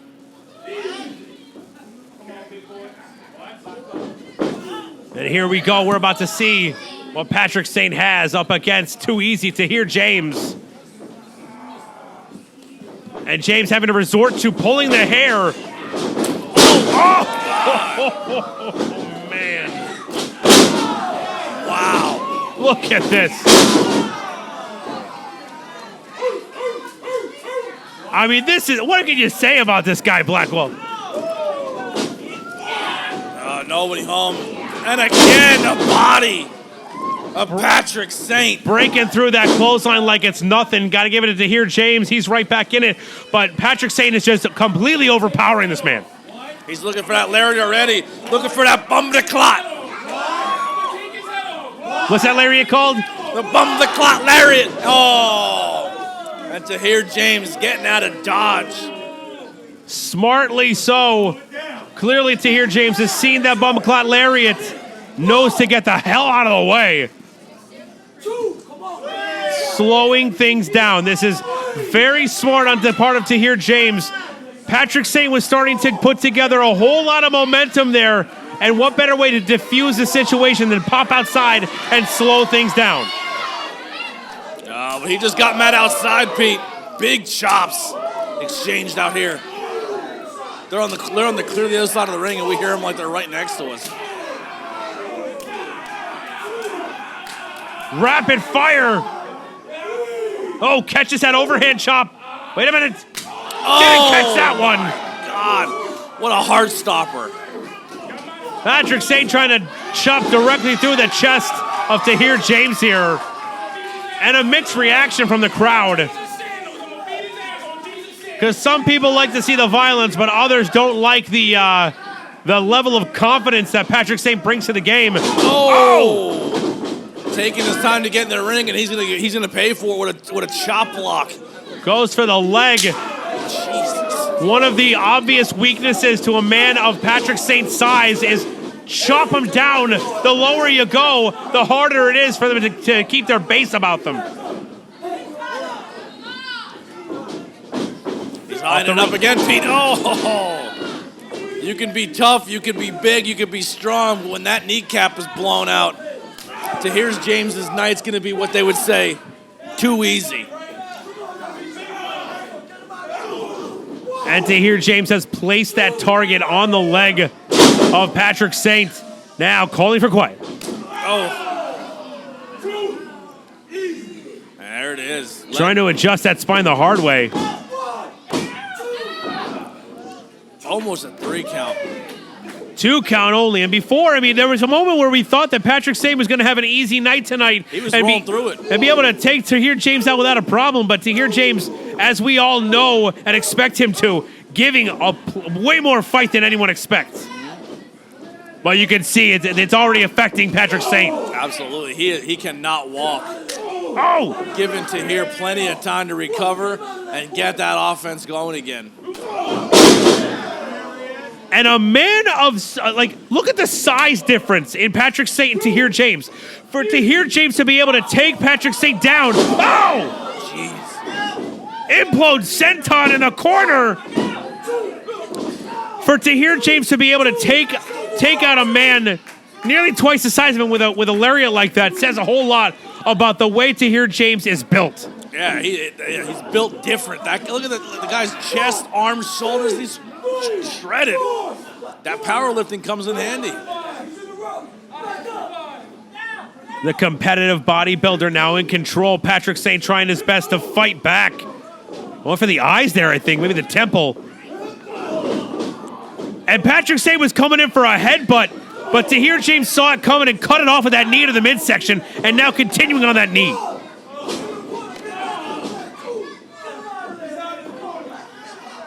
Just kicking the base right out from underneath Patrick Sane. Oh! Driving him down to DDT, that might do it. Goes to the cover once again, far leg hooked. No, Patrick Sane's still in here. Tahir James, though, keeping his calm, keeping his collective. Sane definitely knows his opportunity right now. I mean, this is his debut on the roster. He's been in the ring for intensity on the YouTube episodes, but Tahir James is he's a well-known name here in IWA. And to be able to say that you can hang with Tahir James says all that much more about you and gives you all that much more opportunity to stick around on the main roster. Absolutely. I mean, listen, he stuck around with him for the first 5 minutes of this match, and now he's just been beat like a wrestling buddy. Now turning him over to that single leg crab. Oh, look at the angle. And the ring IQ of Tahir James to focus still on that injured leg of Patrick. And the top of the foot of the armpit, the forearm into the back of the knee. Perfect positioning for this, for optimal amount of punishment. I mean, realistically, he would like to have a double leg crab there, but the size of Patrick's legs are about the size of these turnbuckles. You can't get both of them. You're going to have to settle for the single. Patrick Sane trying to roll out of the way of that elbow, but still Tahir James able to dole out the punishment. Patrick Sane barely able to stand up by his own accord. Back elbow, however. Yeah, I don't think Patrick has been unassisted off the ropes in a minute. Even now, every time he steps, man, that leg is shaking. Finding his footing here, Patrick Sane. Stop playing with me! Now trying to get the feeling back in his leg. Tahir James is prone. This is the opportunity that Patrick Sane needs right now. picking his spot, scooping him up. You can see him favoring that leg, though. And I've seen him get a whole lot more height on that splash, but that knee is too damaged for him to get the amount that he usually gets. Yeah, it was injured, but now it looks like it completely gave out. He is writhing in pain. But still has fight left in him, goes to the cover. But he's not the only one with fight left in him. Tahir James still in this one. Patrick Sane fighting back up to his feet, struggling to get back to that vertical base, using the ropes to help. Says he's gonna take Tahir James's head off. Oh, and the ref got in the way. Thankfully, he held back. Wait a minute, Tahir James has that shovel. Has him by the throat. Referee trying to hold Sane back. Oh no! Tahir James uses that golden shovel. Is that what happened? I didn't see it. Did your monitor go out, Blackwell? I can't see anything. Oh! What a shot right to the face! And that's it. Too easy. Here's your winner, Tahir James. And there you see exactly why Tahir James has the reputation that he has as one of the killers here in IWA. Patrick Sane, a hell of a showing here on his IWA main roster debut. Love to see him back here. Looks like he has plenty to offer, but Tahir James is just too easy. Absolutely. And great job by Patrick Sane coming up here to the main roster, putting on a great performance. Unfortunately, he's going to have to go ice that leg, regroup, and we'll probably see him very soon on Intensity on that YouTube channel.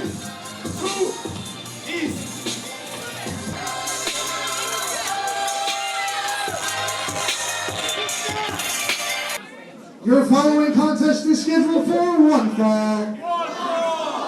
And it is for the IWA Breakthrough Championship. And it is sponsored by Michael Icangelo, a World Insurance Company. Yeah.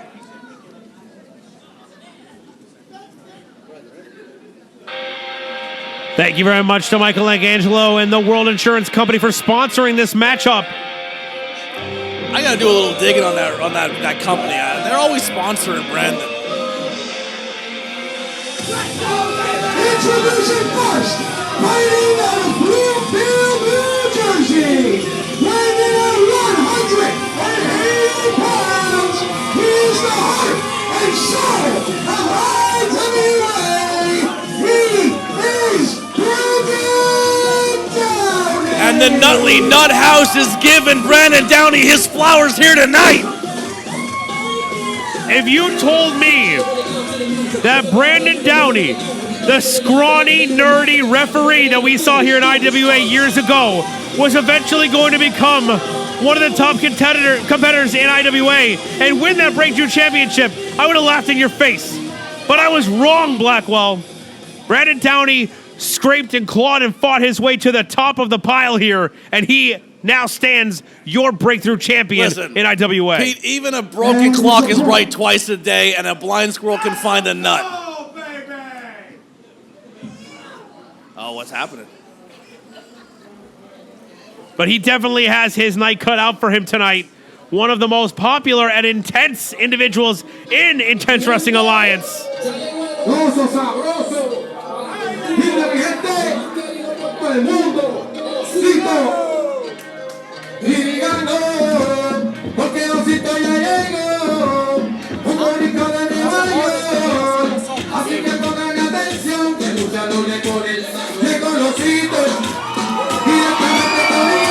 Pete, you know the words, sing along. I'm good with the chorus, let it happen. Yeah. Look at Nettie feeling it.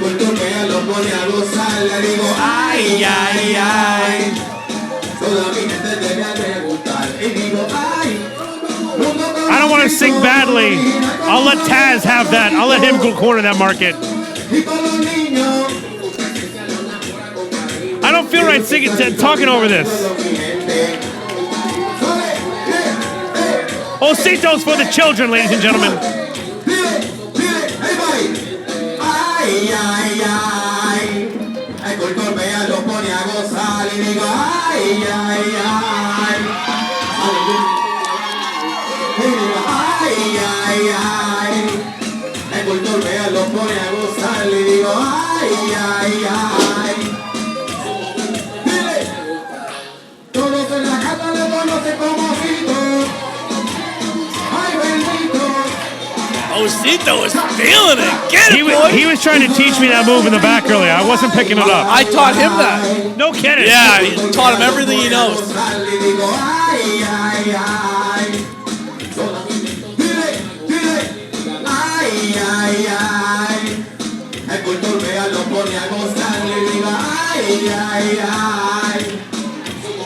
Come on, come on.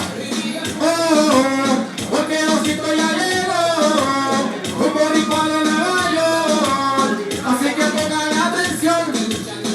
Todos que con Osito. Directamente con Island. Para que lo gusta que lo baila. ¿Cómo? Ahí voy. Vete, toma la mano.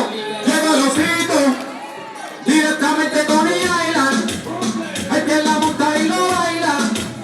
Todo, dile, dile. Dile, oh, dame la ese. I'll tell you what, the confidence level of Brandon Downey does not look good right now. Osito llegó. Fíjate, gracias. ¡Qué presión! Osito. Did you see that stare down in the middle of the ring there, Blackwell? Yeah. Brandon Downey, usually the heart and soul of this company.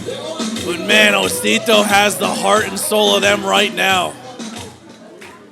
The Culture Bear has his opportunity to put gold around that waist. And we are off. The Breakthrough Championship on the line. Osito, Downey.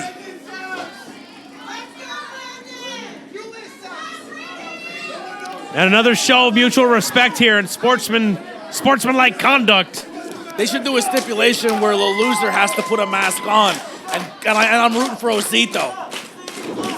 What are you trying to say, Blackwell?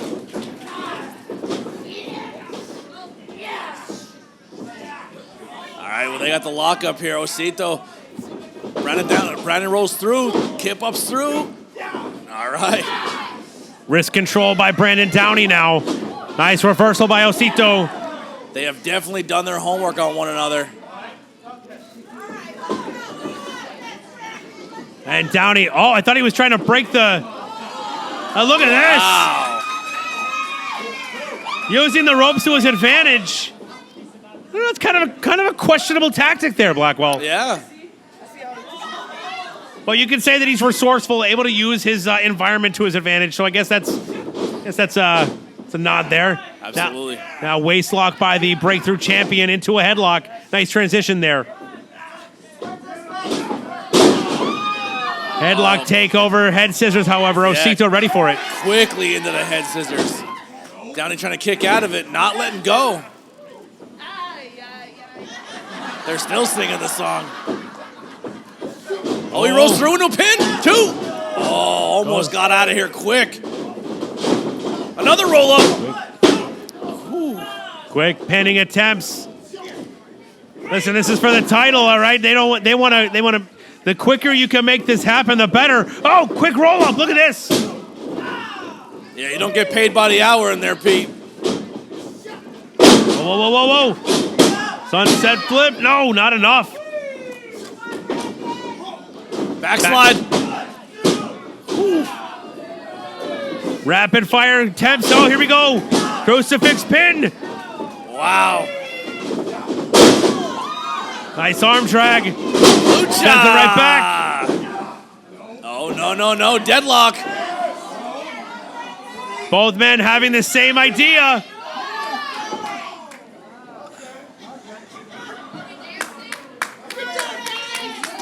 Show of respect.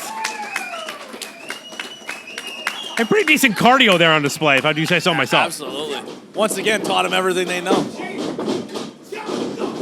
Oh, goes low. Slides through. Oh! Jeez. And Osito taking the brunt of that right there. Brandon Downey says, enough of this back and forth. Back elbow. Almost sends Osito out to the front row.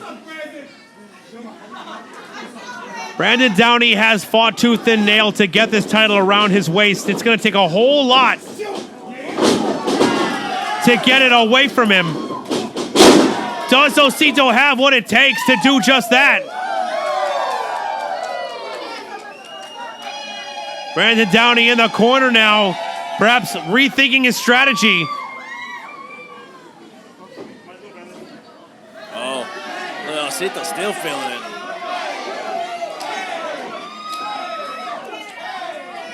Mate, my hips are shaking uncontrollably right now. I'm feeling it. It's just happening. Oh. Pete, sit down. Oh, my goodness. I'm feeling it. He's sending the vibes out.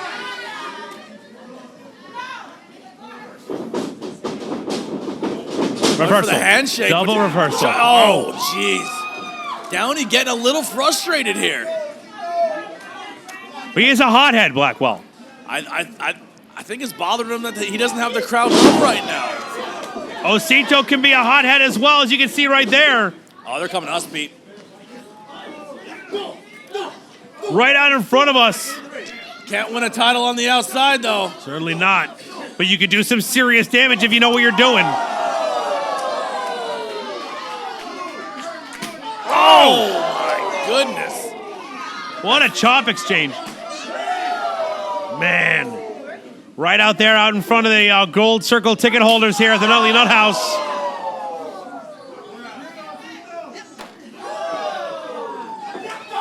Oh. And right back in now. Brandon says, forget it. We're doing this back inside the squared circle. Not giving him any more opportunities on the outside. And Osito in a bad way right now. And the frustration of Brandon Downey, realizing the crowd is not completely on his side, and it's bothering him. The heart and soul of IWA is a little upset he's no longer the heart and soul when Osito's in town. He's an emotional man, all right? Sometimes it works to his advantage, other times it doesn't. He needs to be able to keep that in check, because when you're emotional, that's when you get hot-headed, you make mistakes, and that's when Osito will strike. Oh! Story of my life as he goes for the drop down and plants himself right on the shin of Osito. Perfectly placed tripping attempt. Successful, but still not enough to get that 3 count. Brandon Downey sizing him up. Osito fighting off him, goes for the leg. Oh, little low shot of his own as he buries a basement drop kick to the mouth of Brandon Downey. I think Downey realized that something was coming, tried to get out of the way, but still caught a bit of it. 2 count only. Osito still cool, calm, and collected. Big scoop slam from Osito. Big strong boy off the ropes. Frenetic energy on that elbow drop. Now goes for the cover once again. Hooks the leg. And a 2 count. Referee Flacco there. Recovered since being choked out by Face earlier tonight. Absolutely. Thankfully. I would have got my car and went home. Oh, Brandon with the big back elbow. And a boot. And coming out with an explosive clothesline. Back elbow takes Osito down. Catches the foot. Oh, step up Enziguri, finds a mark.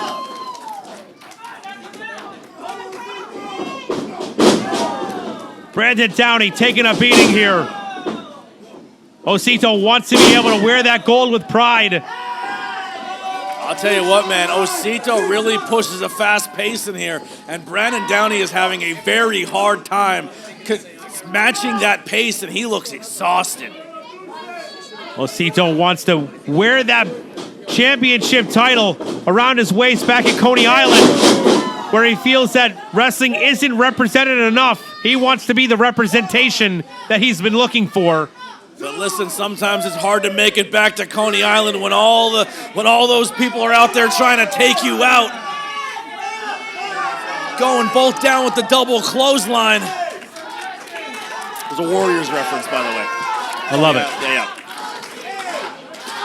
I can dig it. I dig it. Talking about the movies Warriors or Yeah. the sports team Warriors? Because you lost me if you're talking about sports. No, it's Warriors. All right, Come out to good. play. Exchanging Exchanging forearms. It's a great soundtrack. The Eagles, or Joe Walsh had a great song on that soundtrack, In the City. Looking for a tornado DDT. Oh! And it finds a mark. Got 110% of that one. Osito in a bad way. Brandon Downey crawls over, grabs the leg. Oh. I thought it was Dan still, Pete. Nearly was. Osito felt the title slipping through his fingers on that one and pulled it together. But the Nutley Nuthouse is getting behind Osito, trying to will him to his feet. And it's bothering Downey again. Worried about the crowd more than his opponent. Osito stumbling around on his feet. Downey, sure legs. Waits for him to turn around. Boot to the midsection. Looking for that cutter. Nobody home. Whoa. Downey fights out. Backslide once again. And a knee right to the midsection, cutting Osito off. Looking to bust his brains up.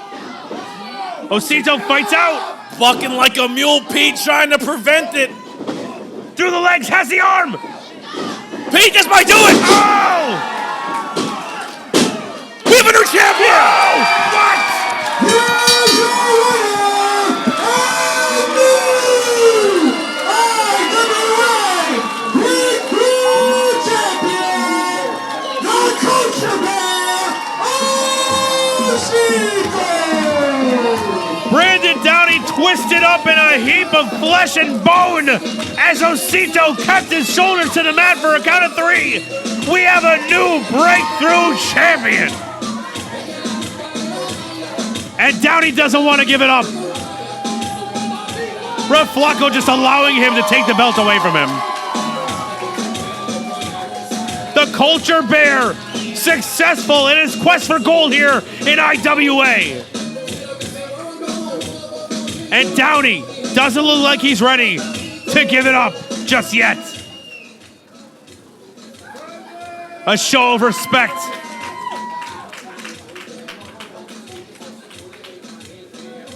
Brandon Downey telling him, I will be back for this. You wait and see. Showing the respect.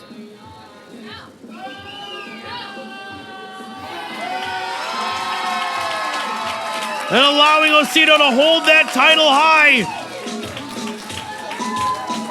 The age of Brandon Downey has come to an end. Let's see what kind of legacy Osito can build with the Breakthrough Championship within his grasp.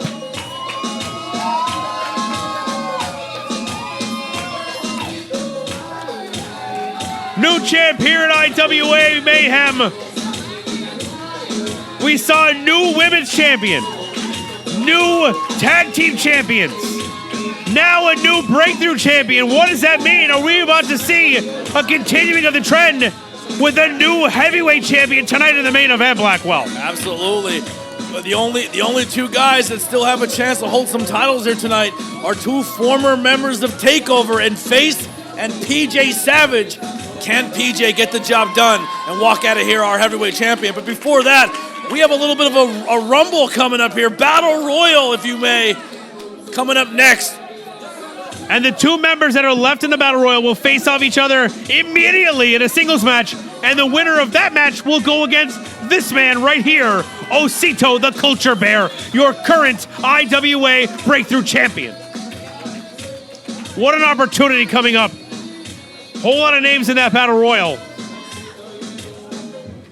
Once again, before we get out of here for this match, a huge thank you for World Insurance for the sponsorship for that match. Mike Incangelo, thank you very much for sponsoring the matchup here. Always a great supporter of IWA and IWA talent.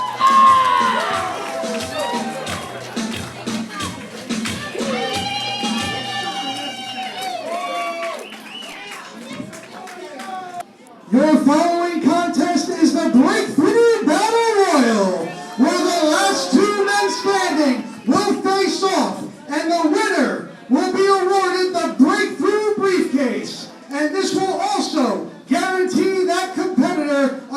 at the Breakthrough Championship anytime, any place.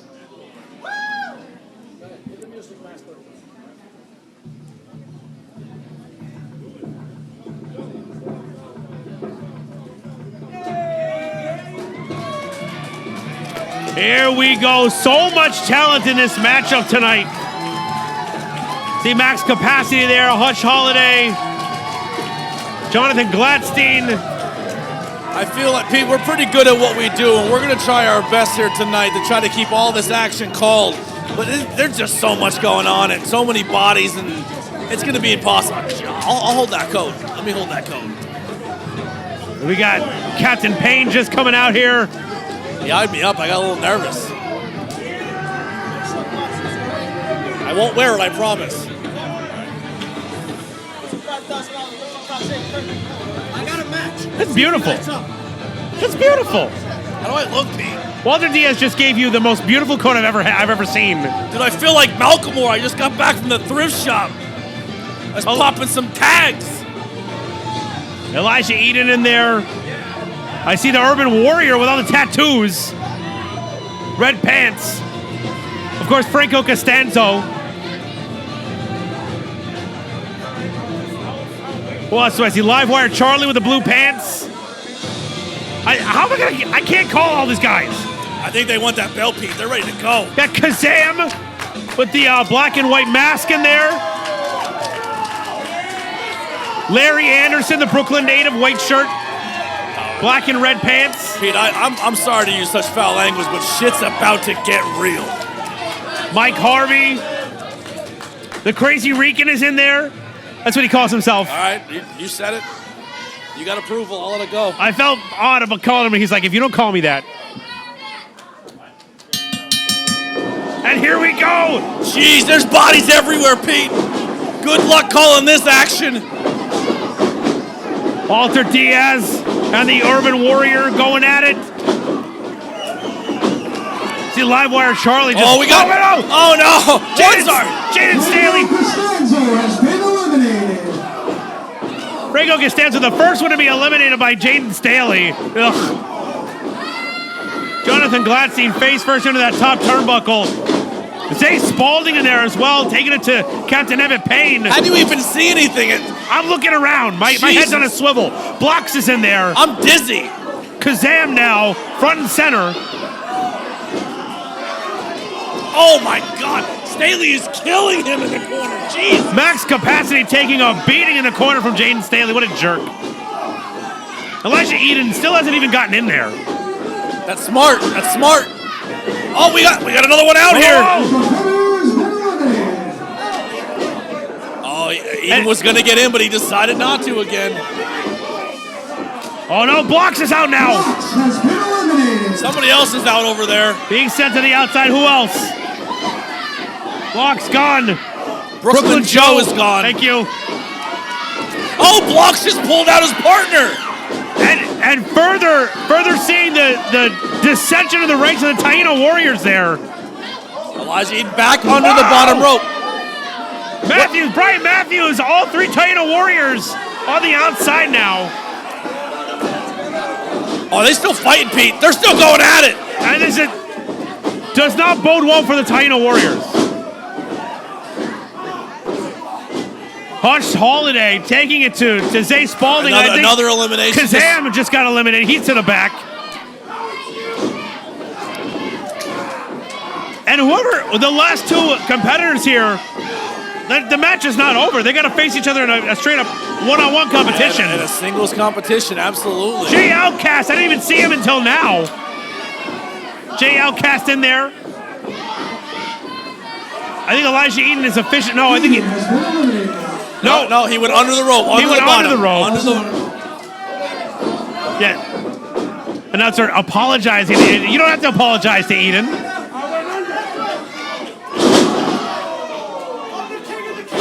He got a great... Max Capacity taking a beating. Jaden. Oh, what was that? Holy smokes. Walter Diaz, Urban Warrior, Zay Spalding, all in just a pile of humanity. Diaz over the top. Diaz! Oh! Jeez, is he all right? Diaz, are you good? Zane Spalding eliminating Walter Diaz. We haven't seen him here in IWA in quite some time. I held your coat, bud. I held your coat. Hush Holiday trying to get Captain Evan Payne over the top. Easier said than done, though. That's a thick boy there. Oh, Zay Spalding taking out a live wire Charlie. And Larry Anderson chopping into the Urban Warrior. A bunch of House of Glory guys. Someone just eliminated on the other side. I couldn't. And his shoes have been eliminated. Who was that? Somebody's shoes has been eliminated. Oh, Eden going over the top. Steele trying to push him out. Still hanging on. Payne. He's got his feet are hooked. Evan Payne. Oh, no. Oh. No. He's still. Warrior Charlie and Zay Spalding have been eliminated. Spalding. Live wire Charlie. Holiday has been eliminated. How is Elijah Eden supposed to get back in there after that? Mack has been eliminated. Captain Evan Payne on the outside, holding on. Hush Holiday out. Eden's still in. His feet have not touched. Oh! And a lariat from Jaden Staley. Payne has been eliminated. Sends Evan Payne to the outside. Gladstein is the one who lost his shoes. That's who it was. He's got him, though. He's collected his shoes. He's gonna this is New Jersey. He might lose him if he's going to the wrong place. Oh! Max Capacity face first into that top turnbuckle. Jay Outcast laying one in on him. Oh! After all that. All that effort. After all that, Eden finally being eliminated, holding on with everything he had. But Jaden Staley, the jerk that he is, just booting him out. Wait, Max Capacity and Jay Outcast fighting over the spot there. Urban Warrior taking out Larry Anderson, the Brooklyn native. They're both Brooklyn natives, actually. They probably fought each other in the streets of Brooklyn before. Absolutely. Throwing each other down those Joker steps. That's a Brooklyn, right? House of Glory guys, they make them double tough over there. Jeez. Oh, there goes Jay Outcast, holding on. He's now. hanging on. Oh, Jaden's smacking his hand off the ropes, and he is eliminated. That's it. Jay Outcast has been eliminated. We are down to the final four here. Urban Warrior going to the top. I don't know if this is smart in this kind of matchup. Larry Anderson. Oh my God! Urban Warrior has been eliminated. What a good crashing down.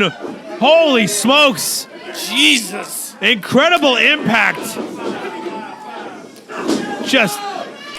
Crashing and burning. Max Capacity sending Larry Anderson off the ropes. What a belly-to-belly suplex by Max Capacity. Jaden Steele is just hanging out in the corner. Very smart, picking and choosing his spot. You know, for a guy who claims to be a Jaden Staley fan, you sure don't know how to say his name right, Blackwell. It's Steele.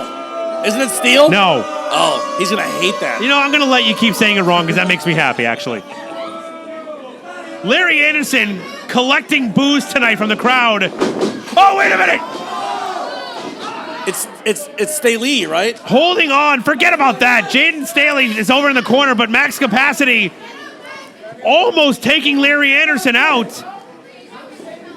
Wait a minute. Oh.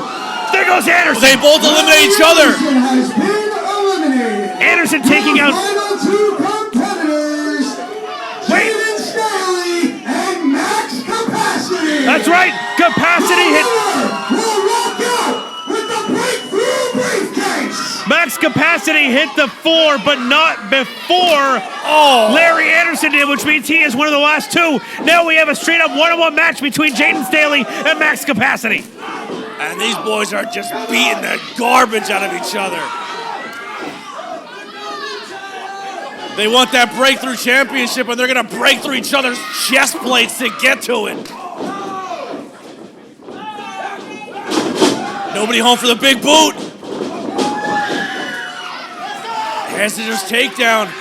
Jaden is on Dream Street here. Oh, basement drop kick. Drop kick from El Nino de Oro, the golden child. Max Capacity nearly getting himself in title contention there. And this would be very interesting because I don't know if you know this, Blackwell. Max Capacity was trained officially by Osito. So there is history there. Jaden, he is exhausted. This is the second time working the night, Pete. Well, ducks the clothesline, barely misses him now. Boot to the midsection. Oh, what a knee to the chin, to the face. Coming across, misses with the crossbody in the middle. Oh. Fighting him off. Go for that. Oh. Nobody home.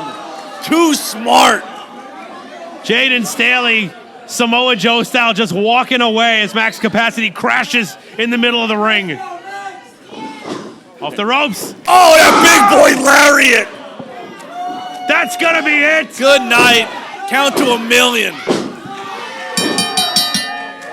Here's your winner of the Breakthrough Briefcase, the HCE, Jaden Staley! Staley, I've been saying it right the whole time.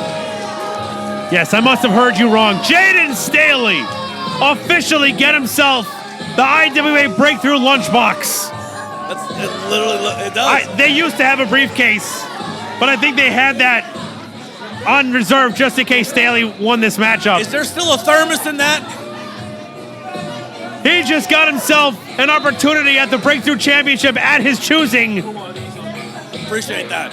That's why we're buddies. He's gonna put a sticker on there on this new lunchbox. Nobody is buddies with Jaden Staley. That is one more match. I need you all to make some fucking noise. Wow. Language, Mr. Downey. This is the main event of the evening. Does that mean we can do that commentary? I don't work blue in anywhere but interspecies wrestling, and this ain't ISW. Your following contest is scheduled for one fall. And it is for the IWA Heavyweight Championship. The only reason I work blue in ISW is because you have to. You literally have to. It's in the rule book.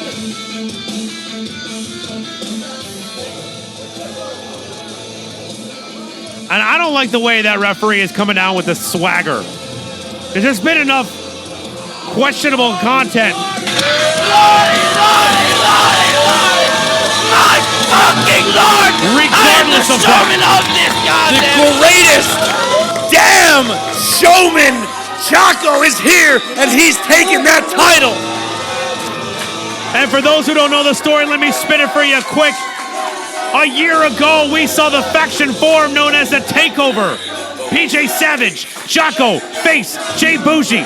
Throughout this past year, the lineup has changed, but the incredible intensity has stayed the same until our last event, until Intensity, when Jocko broke away from PJ Savage and decided that it was time for him to shine.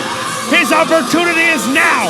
It's his chance to get the IWA Heavyweight Championship around his waist. But PJ Savage is not going to make it easy for him. It is absolutely insane, Pete, that we are sitting here today watching the Takeover essentially crumble before our eyes, and now we're seeing these two going for the championship. Pete, we wouldn't be sitting at this commentary table if it wasn't for the Takeover. That's right, we knew the Takeover from the days in the Sanctuary, and we showed up here. They knew us, and they said, yeah, I vouch for those guys, let's bring them in. But now we're watching everything crumble like you just said. And is tonight the night that Jocko ascends from what PJ Savage called the mid-card, from beyond the shadow, and become the #1 top guy in IWA?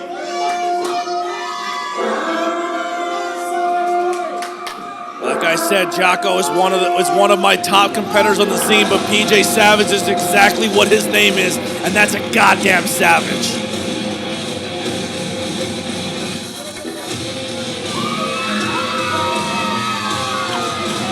And we saw Frankie Fresh come down and flank Jocko here tonight. However, you see, holding up the IWA Championship, Frankie Fresh's brother, Eric Padilla, who we earlier found out was a silent partner in IWA all along.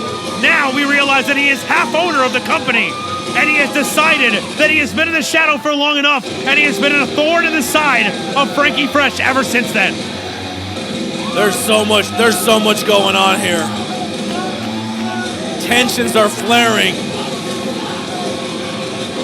This has become incredibly personal in the past few months, Blackwell. We've seen relationships be completely decimated, both professional and familial. And it all can be tracked back to that man right there, PJ Savage. You can say that he was the puppet master all along. There was a time when we thought Frankie Fresh was making all the calls, but it turns out that PJ Savage was fomenting the dissension and creating his own plan all along.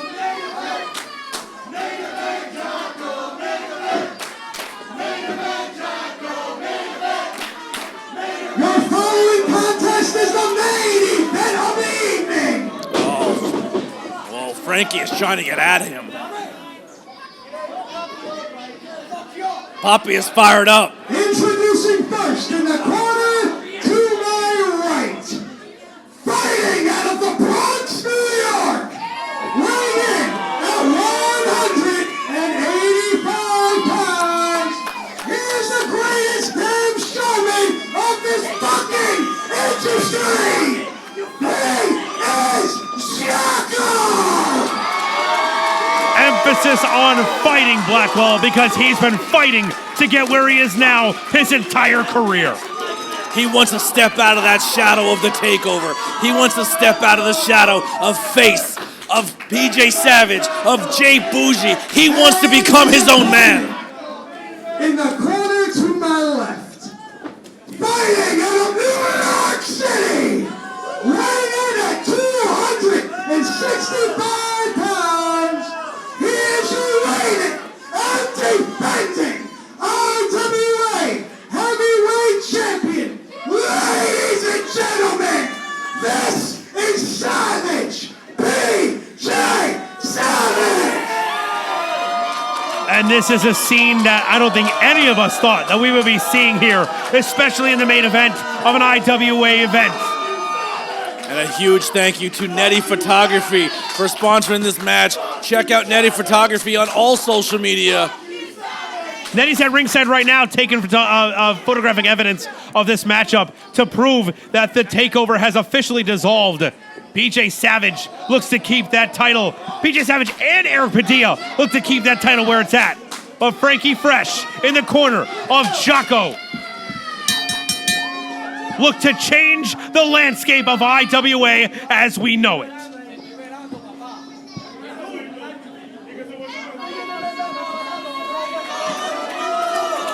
Savage calls for silence, but this crowd doesn't want to be silent.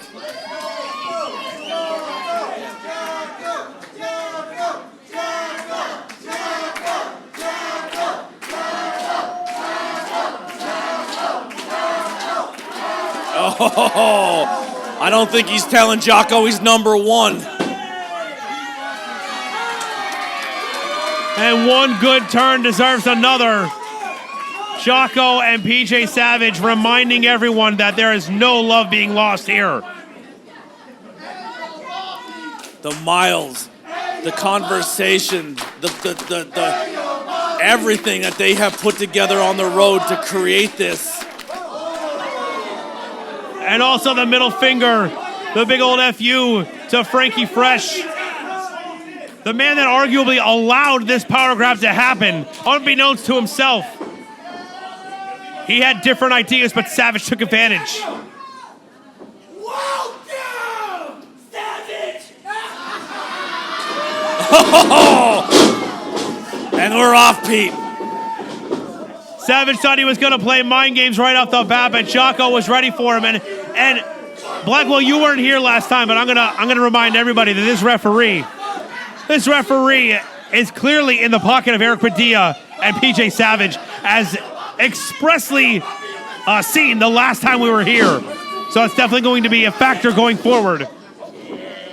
Unless, of course, he's had a change of heart. Highly unlikely. I doubt it, because every time it looks like Jocko has any advantage in positioning, he is looking to quickly break it up.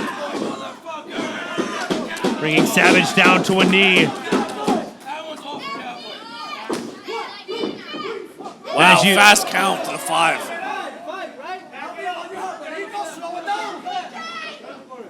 And as you may remember from the episodes of Intensity, Jocko branding PJ Savage with the nickname of PJ Average. Wow. PJ Savage being branded with a nickname from his peer. But Jocko, as you can hear right now, branded by the crowd here into the Nutley Nut House with the nickname of Main Event Jocko. Listen, if anybody knows how to play mind games with somebody, it's going to be two guys that have been traveling the roads together, making the rounds, making the towns, knowing what gets under each other's skin. But also, they're going to know each other very well. But this is where your equalizer steps in here, Pete. This guy is not going to let any advantage go to Jocko. And anyone who's been watching this expects what we expect. This is going to be a knockdown, drag out, complete, just a brutality on display. I can't even come up with the words, Blackwell. There's so much involved here, man. There's brothers across the ring yelling at each other. There's brothers in wrestling who've been coming up this journey since they've been training. It's right under the tutelage of Bad Billy Walker and Johnny Rods, and the way they train him over there at Johnny Rods' facility. WWE Hall of Famer, Johnny Rods. Thank you very much. The way they do it over there is they beat, let's say, they beat the shit out of each other. The ever-living shit out of each other, yeah. And then you either get tough or die in that gym, in Gleason's. And so you know that's exactly what we're going to see in this matchup.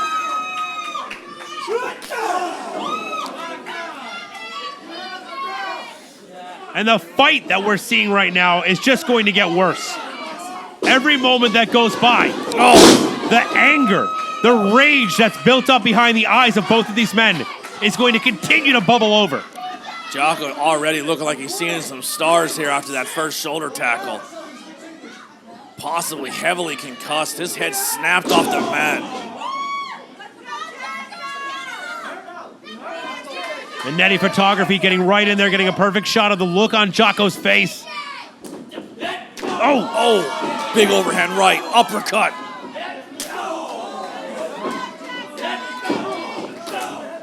Pete, you can feel the tension in here. It is insane. Jocko with the combo. He is laying it in. And, of course, the referee steps in and breaks that up. PJ Savage cowering in the corner. Let it be known.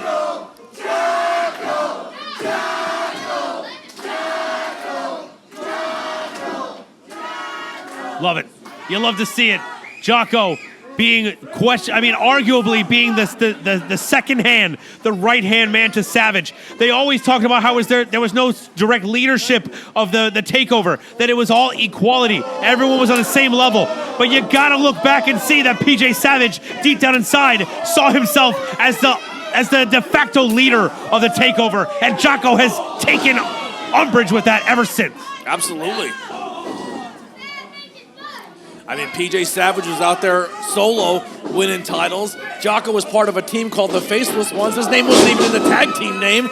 He's always felt like he's been second fiddle here. So a win and taking the one thing that PJ loves in this company, his title, would skyrocket him, would make him know that he's outshined the takeover. And he's the man. He's the greatest damn showman in this industry. But you can't shy away from the fact right here on the display. Referee tying his shoe instead of watching the choke. On display right here, the 8-ball that Jocko is clearly behind. It is an uphill battle here. Oh! Goes for the ankle lick. Oh! Everything they are throwing at each other, Pete, is just with bad intention. Oh no, Pete. Whoa. Savage on the outside. Jocko in position for something.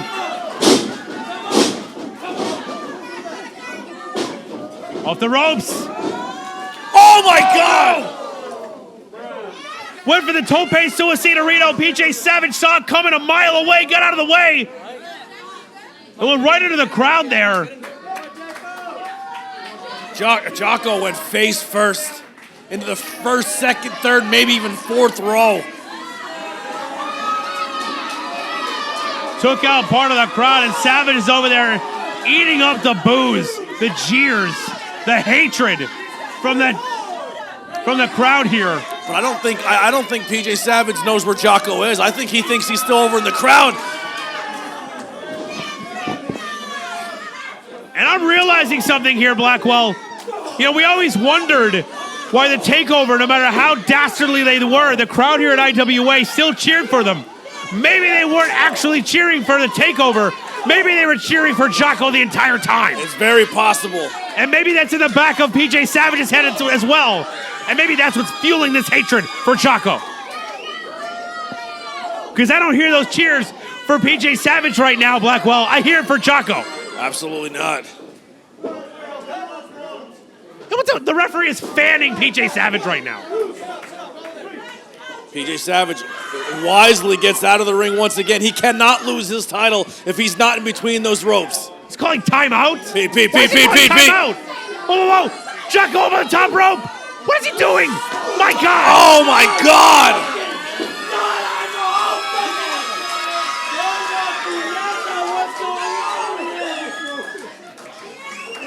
Completely decimating PJ Savage.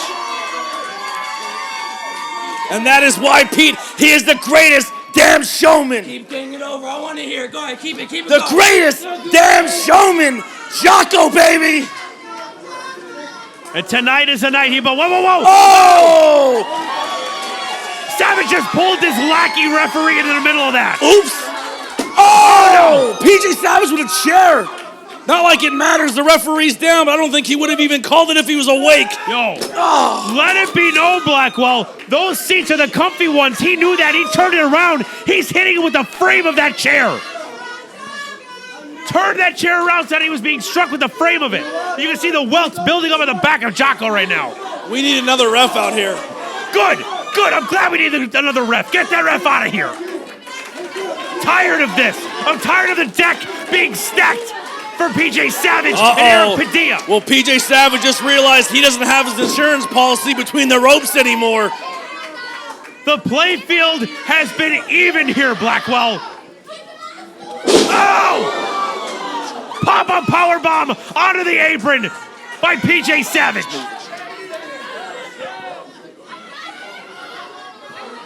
Oh no, hanging off the ropes. Oh no! Drive-by knee to the face of Jocko as he's stuck in like a tree of woe positioning. And PJ Savage saw it written on the wall, saw that this was the only opportunity for Jocko to have an even playing field now that the referee is out of play.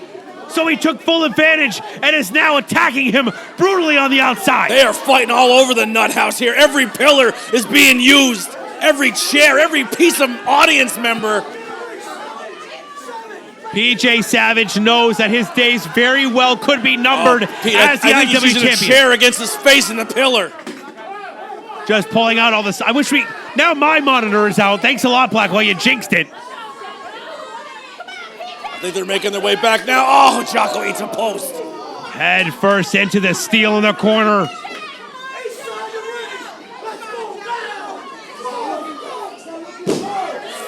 Oh, no.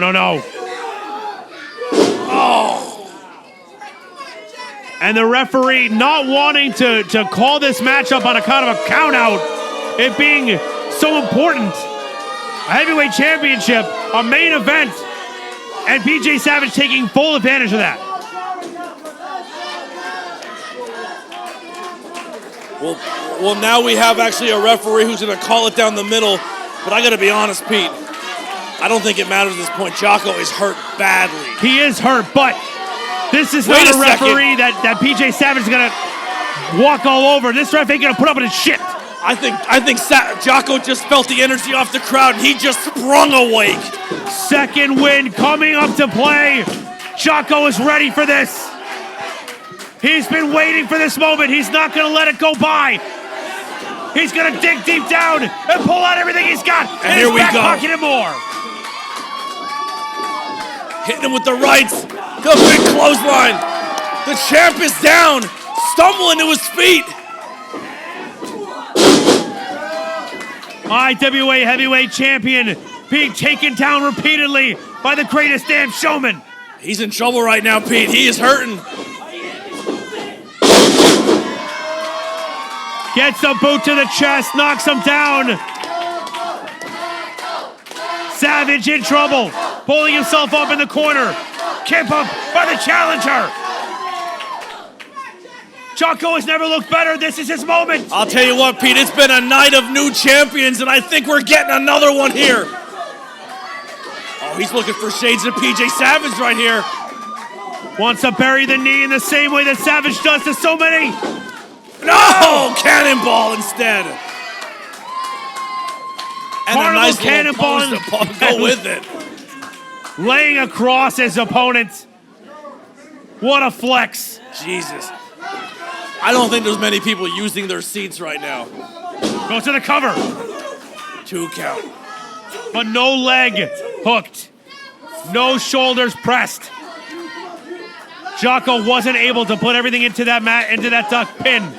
And you can see the look on Eric Padilla's face. Concern is finally rearing its ugly head. He still has my pen, by the way. The confidence that he had at the beginning of this matchup is gone. He is holding that belt real close to his chest. Jocko trying his best, but no.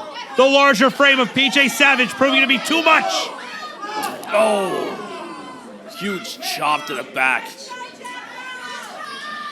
Jocko, I don't like when they get close to us like this. No, dangerous. Nobody is safe in this kind of matchup. Oh! Throw it across that top rope. Jocko, back up quick.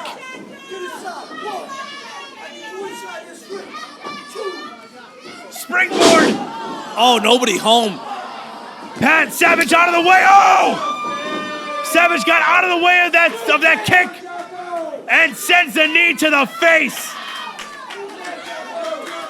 That devastating knee of PJ Savage.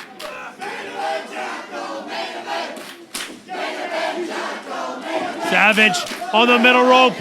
Unfamiliar territory. Frog splash. The much larger frame crashing across the chest of Jocko. Chances of taking that title home diminishing by the moment. Wow. Still in it. Savage put every ounce of his weight down on those shoulders, and Jocko found a way to get him off that canvas. Not ready to give it up just yet. Jocko still has fight left in him. Not willing to give it up. Face to face now. Oh, putting his arms out as if to say, give it to me. Give me all you've got. Exchanging blows in the middle of the ring. The biggest prize in IWA on the line. Oh! Neither man going down. My God. Down to one knee goes Jocko, but he's quickly back up. PJ Savage resting on the ropes.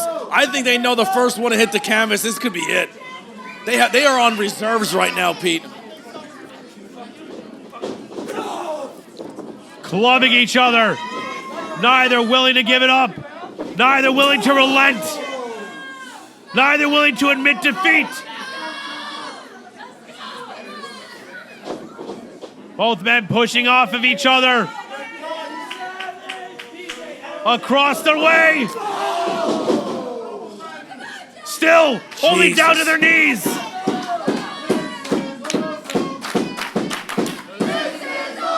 Jocko already establishing that he is on every single level that PJ Savage is on.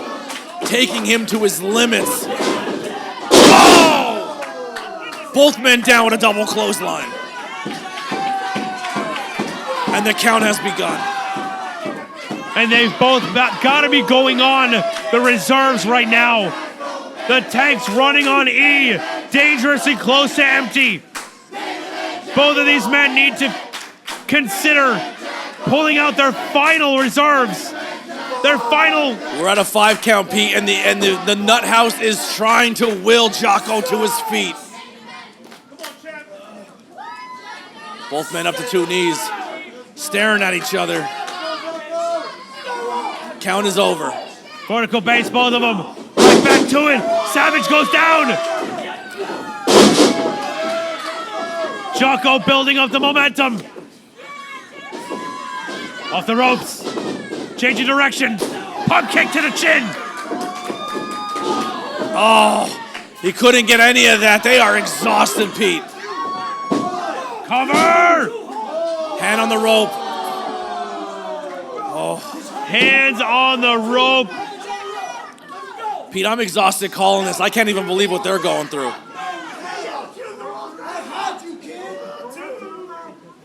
See Frankie Fresh and Eric Padilla exchanging verbal barbs on the outside as well.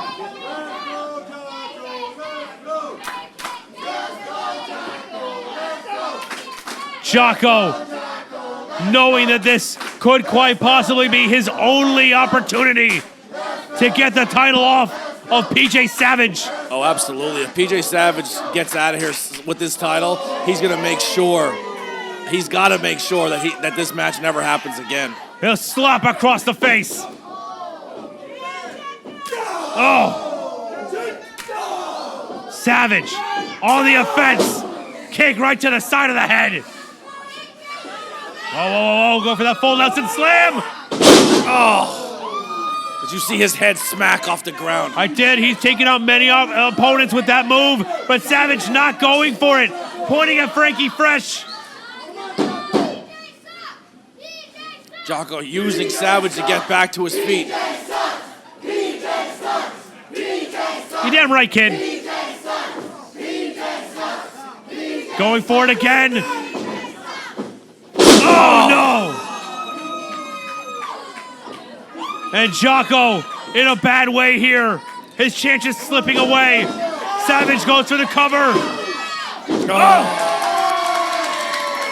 No! Jocko! He's not done. Still has fight left in him yet.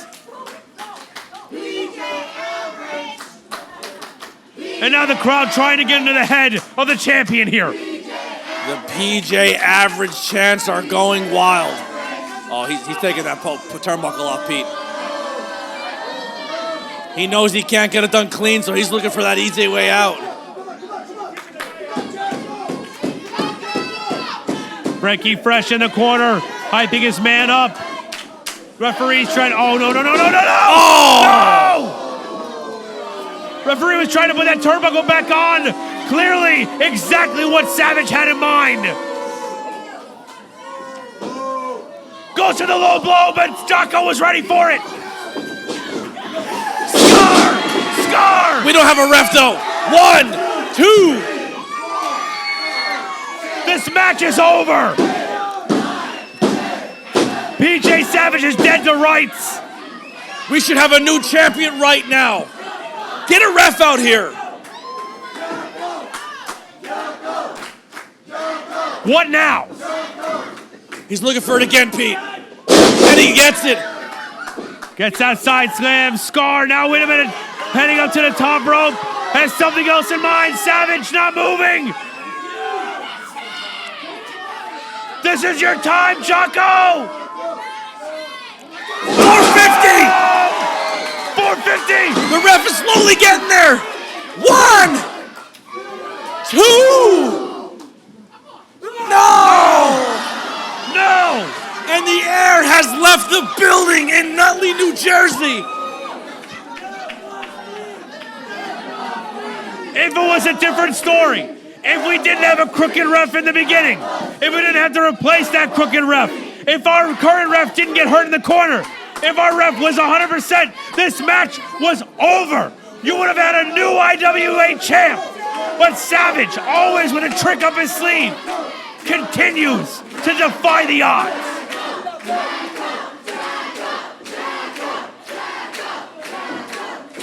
Oh, and there's the low blow. To the surprise of no one. Oh, big knee. No, not like this. Not like this. Over, positioning himself. And I can't believe what I'm seeing, Blackwell. And still, IWA Heavyweight Champion. And still, IWA Heavyweight Champion, PJ Savage! Pete, I have no words. I'm pissed. This is not what we wanted. Not what you wanted, not what I wanted, not what this crowd here at the Nut House wanted. but exactly what PJ Savage and Eric Padilla wanted. Once again, executing their plan to perfection. This is bullshit. And Jocko being absolutely robbed. These fans of this don't deserve opportunity. this shit.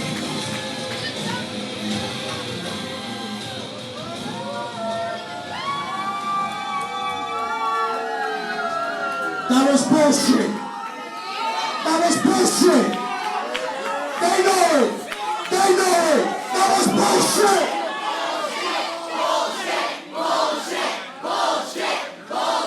But okay, I got you. I got you too, puppy.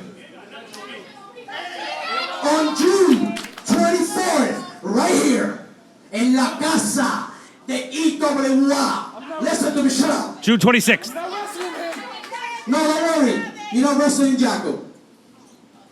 Okay? You gotta earn it. Guess who you're gonna wrestle though? Guess who you're gonna wrestle? It's actually somebody that is a pillar of this company. He was here on the first show ever, almost 5 years ago. And guess what?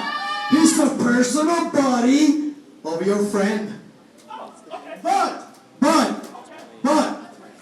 he dances to my beat.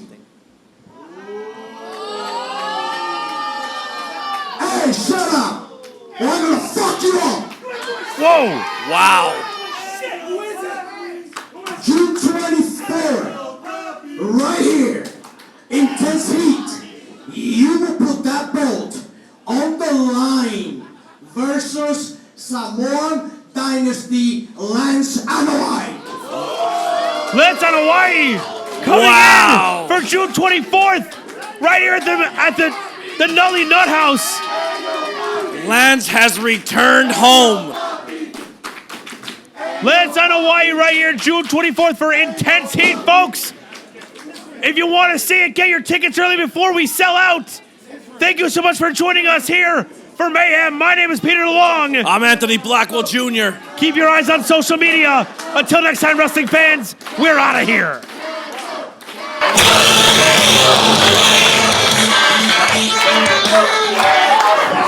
Yeah, Jocko! Jocko! Jocko! Jocko!